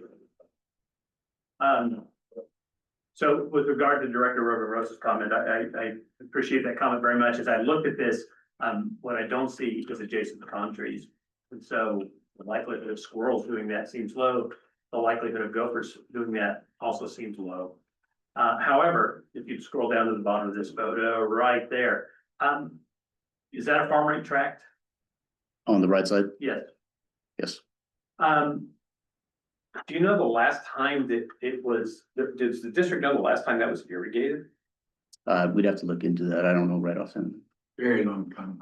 Yes. That's my recollection as well. I have a position that trails and commercial agricultural are incompatible activities. And so I want to specifically note for this license that I have considered that. That has not been irrigated in my memory. Everything around it has been changed to another purpose. It appears that that tract is simply idle until another purpose is designated for it. So I do not believe that my concern about incompatibilities between commercial ag and trails exist for this license. That is all the questions I had. Mr. Esslinger.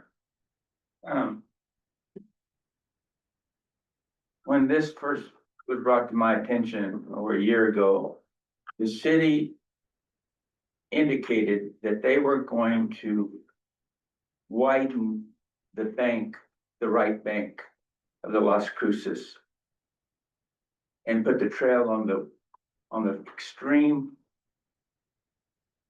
west side of that right bank. Okay. Not in the center of the right bank, because that right bank is the path that operations use to maintain and operate that road. So if you're gonna have a path on top of the same, if the path is off to the extreme west side, then you have room for your operations to go. But if the path, and I don't see where that's stated in your permit. It just says that the path is gonna go on the right bank, but it's gotta go to the extreme left or west side of that bank. Right. In order to keep our operations separated from the trail. Sure. Is that been, I mean, this is something that James told me was a big concern of his, that our operations uses that right bank to travel on the cruises, and also they switch sides on the Tortugas to go to the left bank, so the right bank's fine for the path on the Tortugas. Yeah, so it's the right bank from that portion of Las Cruces, even on the Tortugas. And Josh, you can correct me if I'm wrong. My understanding is it's on the right bank because Correct. that avoids putting in that box structure into Las Cruces so that they can cross over. To the So it's just essentially an agreement, this trail is going on the right bank, so for that few hundred feet, we'll be using the left bank. Would you scroll up one more photo, please, so we can, it's clearly identified here. Correct. And if I may add, right there where we come off of the Las Cruces lateral and head south to get onto the Tortugas lateral, that's where the path was to remain extreme west, to allow for the traffic, well, for the bank traffic, which would be us, EBID, to turn onto the Las Cruces lateral using that same essential turn in to the bank. So then the right bank from Union to here, that intersection right there by Turquoise Avenue would be essentially designated for the trail. Scott, can you also highlight what portion is piped for the board? But It's not part of this. no, yeah, this is open. This is not piped. This is existing, what you see here, this Turquoise Avenue section between Las Cruces Lateral and Turquoise Avenue. That's existing. The pipe section is, if you stay in line with this trail, jump the highway, that's where you'll see from I-10 leading to University. And that's currently the project that they're working on now, the pipe. Is the trail line extending to that section? Yes, that's the plan. The city of Las Cruces is planning on providing some construction Is drawings that for gonna that be on path. the far west side as well for the trail? I believe that one's looking to be on the left bank. Mr. Rubio, I believe I understand, your explanation of the trail and where the location of the trail for operations was concerned. Does your description resolve the issue that Mr. Esslinger brought up? Yes, sir, it does. Thank you. Mr. Roby Russell. Is the convention for naming the right and left bank of the ditch based on the direction which the water The flows? flow of water, yes. So if you're standing in the Face center, downstream, and then that determines. that's your right bank facing downstream, yes.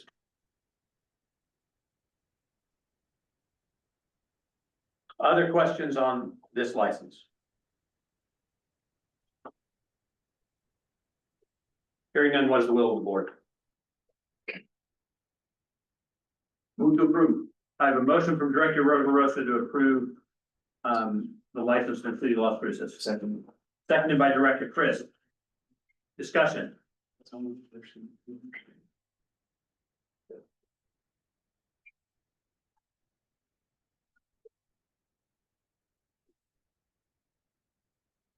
Hearing none, discussion is closed. All those in favor of the motion, please say aye. Aye. Any opposed? Opinion of the president, the ayes have it, the motion passes unanimously. The license to the city of Las Cruces is granted. That brings us to our suspension transfer hearing.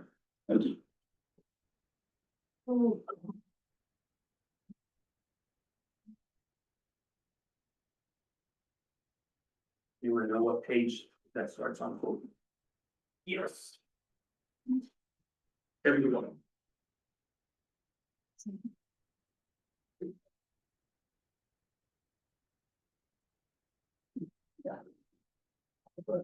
Morning. Good morning. All right, I gotta get out. Oh, forgive me.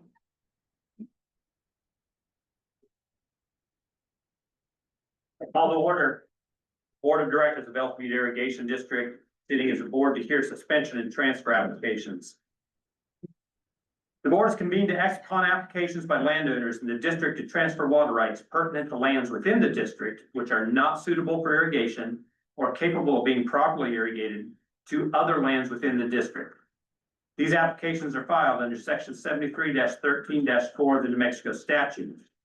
The board will decide if, within their judgment, the other lands within the district may be profitably and advantageously irrigated. The applicants are identified as listed on Exhibit A. The applicants were required to publish notice in any newspaper published within Doñana County of EBID taking action to consider a resolution allowing the transfer. The publication should have listed the time and place of this meeting, listed the action to be taken by this board, listed a description of the move to and move from lands, and listed the reason for the requested transfer.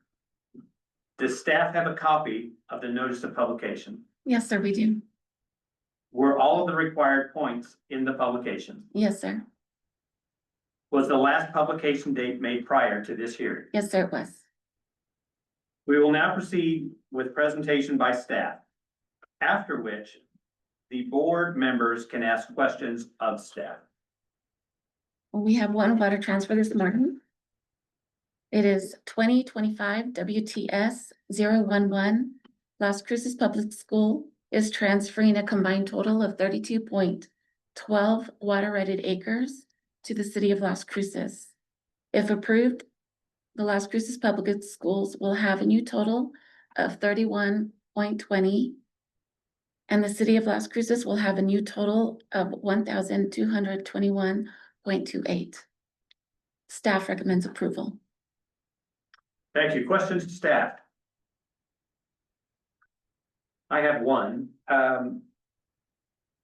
There are soccer fields located on the move from parcel.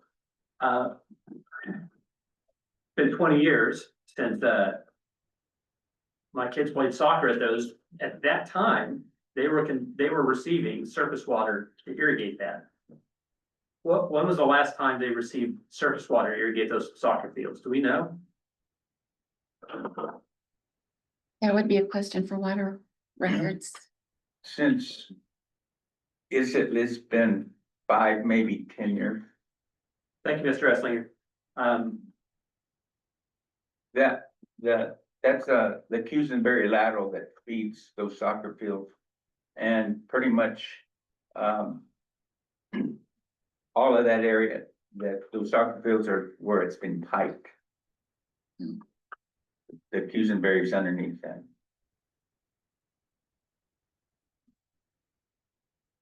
Thank you. Any other questions for staff?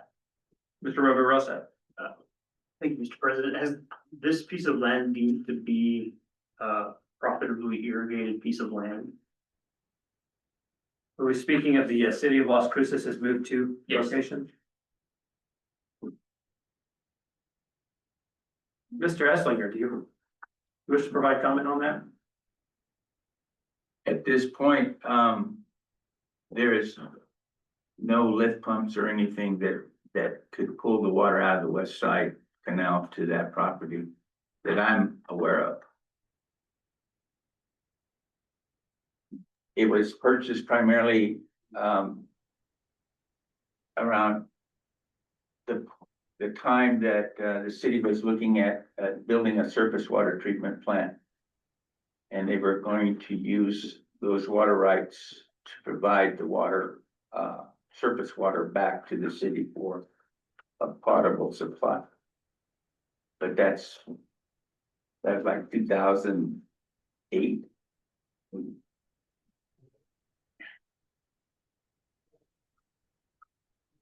Staff have any other comment for Director Riverosa's question? Director Riverosa, do you have any follow-up questions? The statement you make at the beginning, how closely do we have to follow that legally? Is that a question for me? That's a question for anybody that can answer, potentially Mr. Loops. Let me see if that's questions in order yet.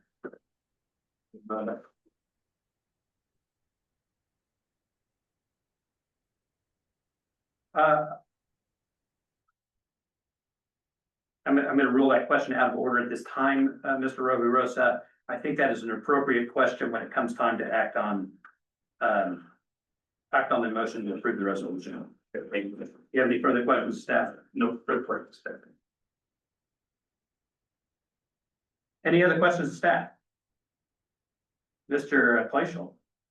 Can the move to be properly and advantageously irrigated?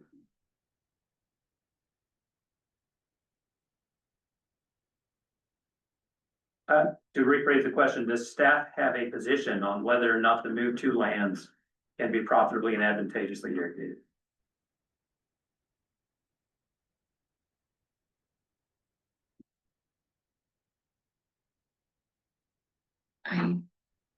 Why would the city want?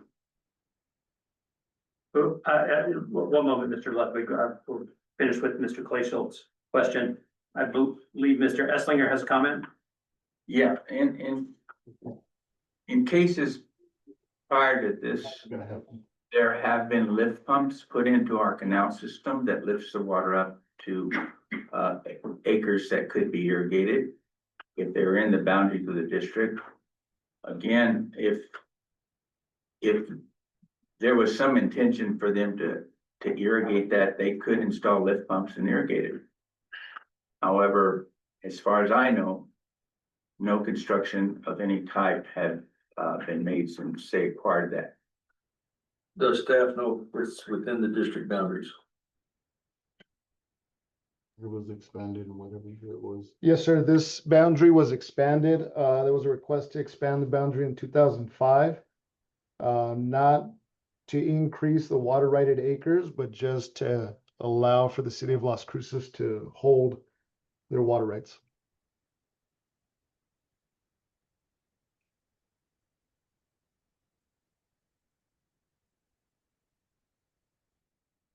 Why can't they hold them where they're at? Would you scroll them up a little bit? Would you scroll it up a little bit? Because the definition of the water rights is just a little out of reach here. A little bit further for me, please. Oh, we can't. That's great. Can you move the Zoom bar so that we can read?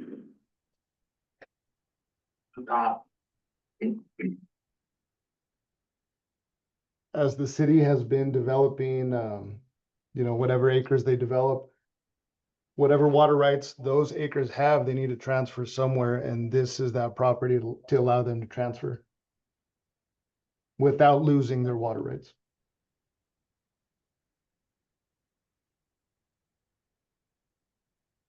Presentation of staff is that there are approximately 1,200 acres of water rights associated with this parcel.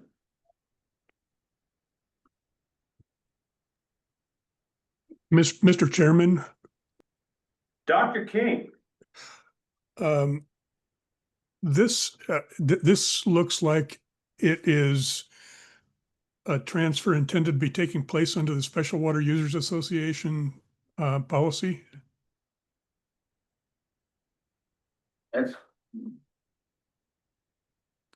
Gary, does that sound right to you? I can't testify to that, Dr. King, so I'm looking at staff.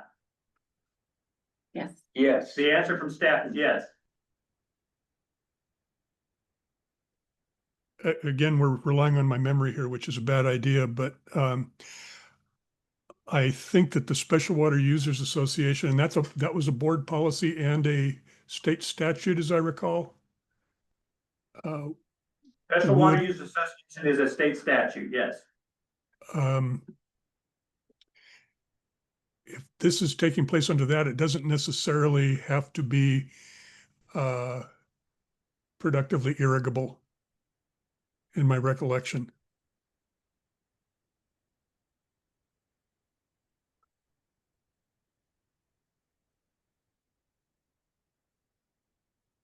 Thank you very much, Dr. King. Mr. Lutz, for what it's worth, Special Water Users Association, I think is under 72. Maybe 73. I can note. You want to on the fly check that. Other questions from the board of staff's presentation?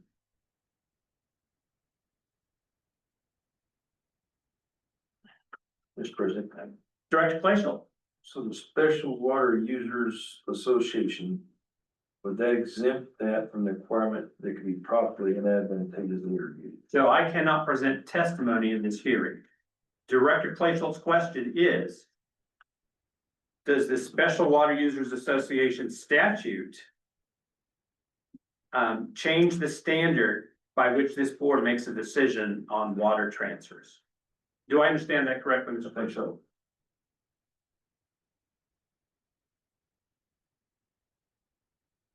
The staff have a comment or a response to that question at this time?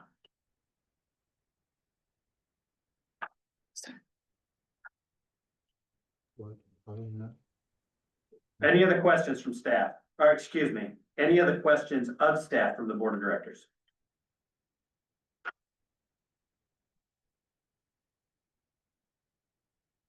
At this point, the board will take evidence and testimony from the applicants or their representatives, or any persons who are here to protest the applications. We will proceed with any presentation by the applicants. After that, the board members and EBID staff can ask questions of the applicants. Would the applicants or their representatives introduce themselves? Do we have anyone from the city of Las Cruces online? Oh, go ahead. Excellent. Please identify yourself for the record. Members of the board, EBID, my name is Fernando Ortiz from City of Las Cruces Utilities. I am representing the City of Las Cruces for this transfer. Again, this does fall under EBID policy, Special Water Users Association, and under the Special Water Users. Brief history, LCPS and the City of Las Cruces did have an agreement back in even in the 90s, where the City of Las Cruces drilled a well for them for the Village Dreams. And that concurrently, they were supposed to transfer water rights to us. And here we are, we're already trying to transfer these water rights over to the City of Las Cruces. Are there questions of the applicant from the board of directors? Director Rosa. What water right is the Field of Dreams going to use to irrigate if these water rights are transferred to the city of Las Cruces? That's a good question for the Las Cruces Public Schools. They do have remaining water rights on the property. Yes, they do. How many? 32, 31.2. The Field of Dreams is in turn.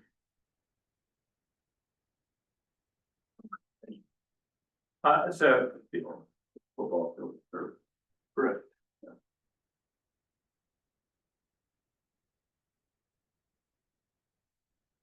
other questions of the applicant? Does staff have questions of the applicant?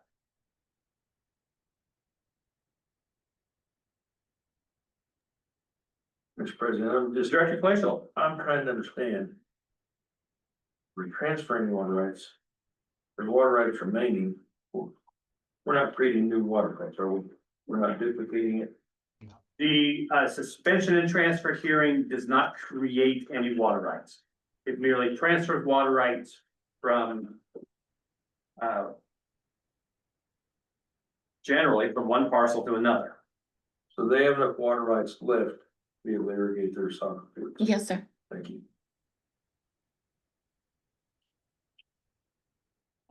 Mr. President, Mr. Lutz.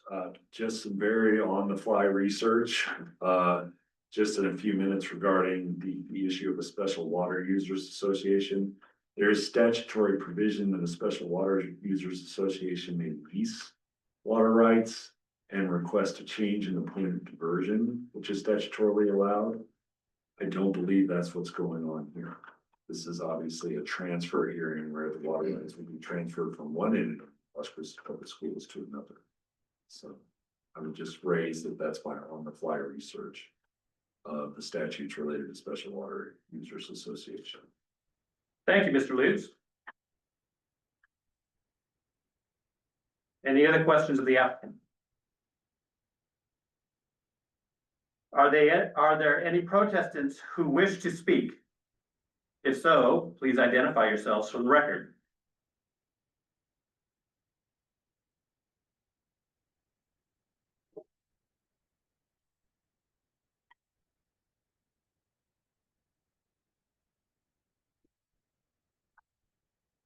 Are there any other comments? Generally, this means from the public, not questions of the board. Mr. President, if I may. Please. The most recent transfer to this parcel was in 2013, and there have been several approved before then, ranging from 2005 to 2013. Thank you. Are there any other comments?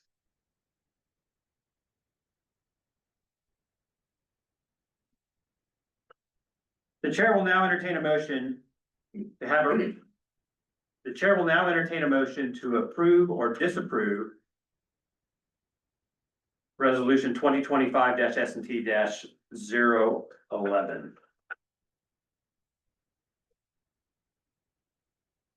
Director Roverosa. I'm moving to approve, this resolution. That said, I am not yet in favor of, I am not convinced that I will vote this. Thank you. I have a motion to approve the resolution. Seconded by Director Sloan. Discussion on the motion. Director Roverosa. Is now the appropriate time to ask? Yep. Okay. So in the opening statement, we have to determine whether the moved two lands can be profitably and advantageously irrigated. There is a statute and an EBID policy that I am not familiar with. And since a transfer hasn't been made to this piece of land in 12 years, I am currently uncomfortable with approving the transfer until I am more familiar with the statute and with the EBID policy. So my question is, Mr. Lutz, does this piece of land have to be profitably and advantageously irrigated in order for us to approve this transfer? Mr. Smith, would you like to comment before Mr. Lutz responds? Director Roverosa, Mr. Smith. So the other issue we need to keep in mind is that the city is a municipality. They're also a 4-year planning entity, which means they're authorized by the state to acquire water rights and hold them. The purpose of that statement in our policy is we don't want people speculating on water rights and not putting them to use. The city is permitted to do that because they're holding water for future use. So just something to keep in mind. Thank you very much, Mr. Smith. I'm going to have a follow-on comment to Mr. Smith. I believe the requirement to be profitably and advantageously irrigated comes from statute. So with that said, we'll return the floor to Director Roverosa and Mr. Lutz. You then ask the question. And with respect to the statute, all it says is, transfer to any other lands held by or within such district in which, in their judgment, may be profitably and advantageously irrigated.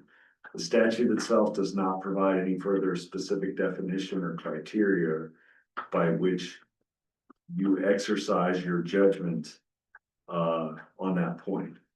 My earlier comment as the Special Water Users Association is, I don't believe there's a different standard that would apply because of that. I believe it's this statute which applies, and I think your judgment is kind of your judgment and discretion on that point.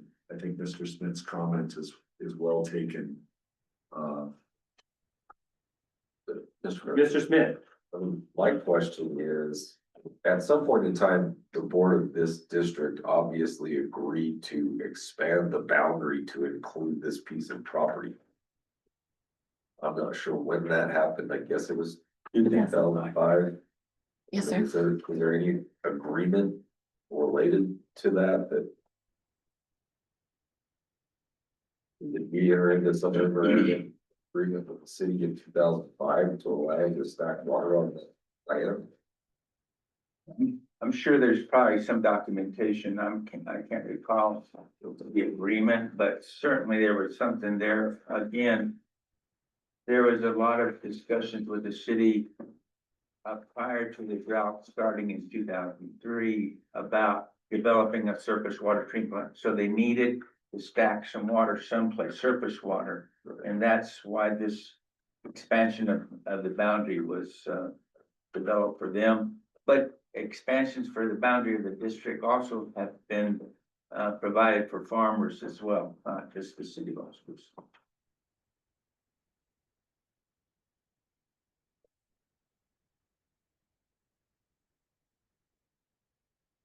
Director Glacial. I'm just troubled by the fact we may be violating the state statute. That's my problem.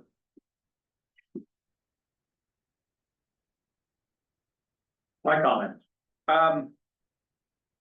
First is that I didn't see this coming today. That's my first comment. Second, these are points well taken on both sides. Clearly, this practice has been in place for 20 years. I have looked at the boundaries of the district many times over the last 15 or 20 years. I have seen this dogleg in the boundary of the district to include this parcel of land owned by the city of Las Cruces. I understood it as being the location for the city of Las Cruces' water rights to be parked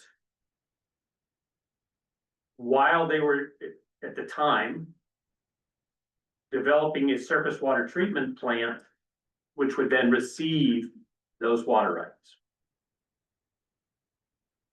What was the intent of the board? I don't know. But would I want 500 acres that can be profitably and advantageously irrigated within the district, tied up to hold 1,000 acres of water rights, that can't be used for development or other purposes, it is simply owned by the city of Las Cruces, in lieu of this solution? Probably not. I will also note that whichever direction our decision goes today, any party aggrieved by that solution has it as a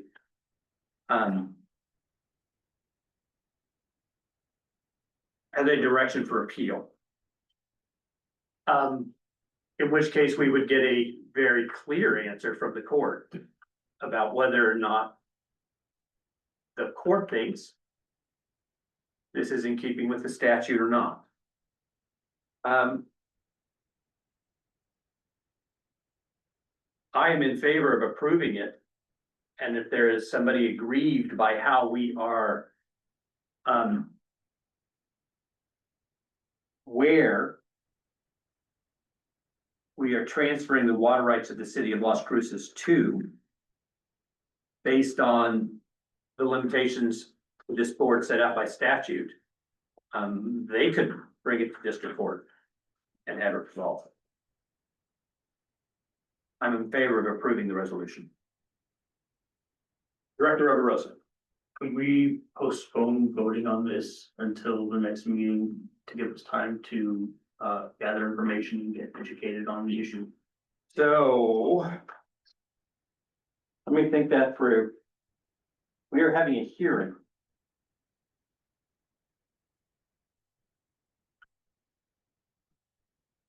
Mr. Lutz, help me out on whether or not we can postpone actions in a hearing.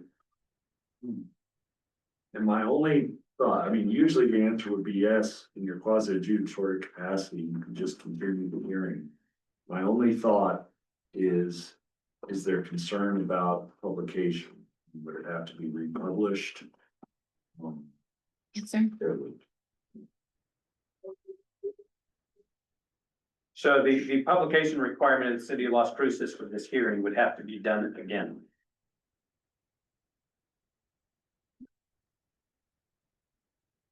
I think we have somebody online who wants to speak. Oh, Can you unmute? I apologize for not recognizing that. Thank you very much for having your hand up. We are in discussion at the board. However, I probably missed you earlier. So without opposition, I will allow their input. Please identify yourself for the record. Good morning, board members. My name is Cesar Chavez. I'm the Director of Purchasing for the Las Cruces Public Schools, who was actually spearheading this transfer, this whole process. As Mr. Ortiz stated, this potential transfer has been in process for 25 odd years. I know back in the year 2000, when we constructed the Field of Dreams, the city of Las Cruces extended utility lines, and we were supposed to be responsible for some impact fees. And in lieu of those construction costs and additional fees, our Board of Education offered up these surface water rights.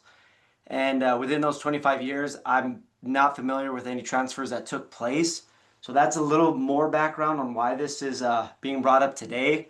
I mean, just to kind of save everybody's time, I don't want to go through 25 years worth of the back and forth that we had with the city. But that's just some additional information for you guys. And we're just trying to make right on our offer that was made 25 years back. Thank you. Back to discussion on the board on the motion that is pending. Director Clayshaw. In principle, I got no problem with this. I just think legally we're on thin ice.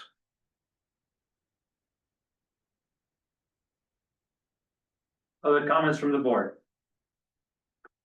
Is there any way that we can postpone this for until the next board meeting? So it requires a motion. I believe Mr. Lutz says that it is within our capacity as an adjudicatory body to, I don't know even what you call the hearing, suspend the hearing, You would continue the hearing. continue.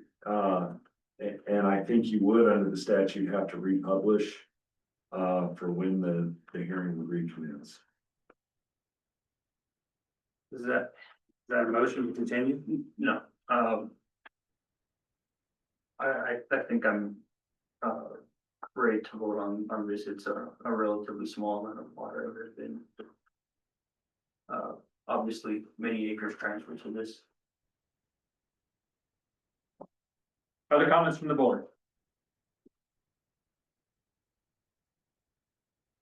Hearing none, discussion is closed. All those in favor of approving resolution 2025-SUP-11, please say aye. Aye. Any opposed? Opinion of the president, the ayes have it, the motion passes unanimously. I will ask that the resolution be formalized as called for by section 73-13-5 of the New Mexico statutes, and that the secretary of the board immediately certify and file with the state engineer a true copy of the resolution in action of the board. If there are any protestants who disagree with the action of the board, you may appeal this decision directly to district court as provided under section 73-13-4 of the New Mexico statutes. The chair will entertain a motion to adjourn the board, sitting to hear the application. Motion so made. Second. I have a motion by Director Clayshaw, seconded by Director Roby Rosa to adjourn the board, sitting to hear the applications. All those in favor, please say aye. Aye. Any opposed? Any of the president, the ayes have it, the motion passes. We are back to open session. Thank you very much, Ms. Carlson. Thank you. That concludes the open session of our agenda.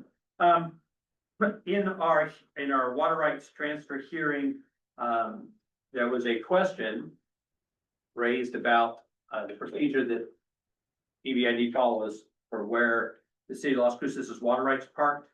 I'd like to refer that to a committee.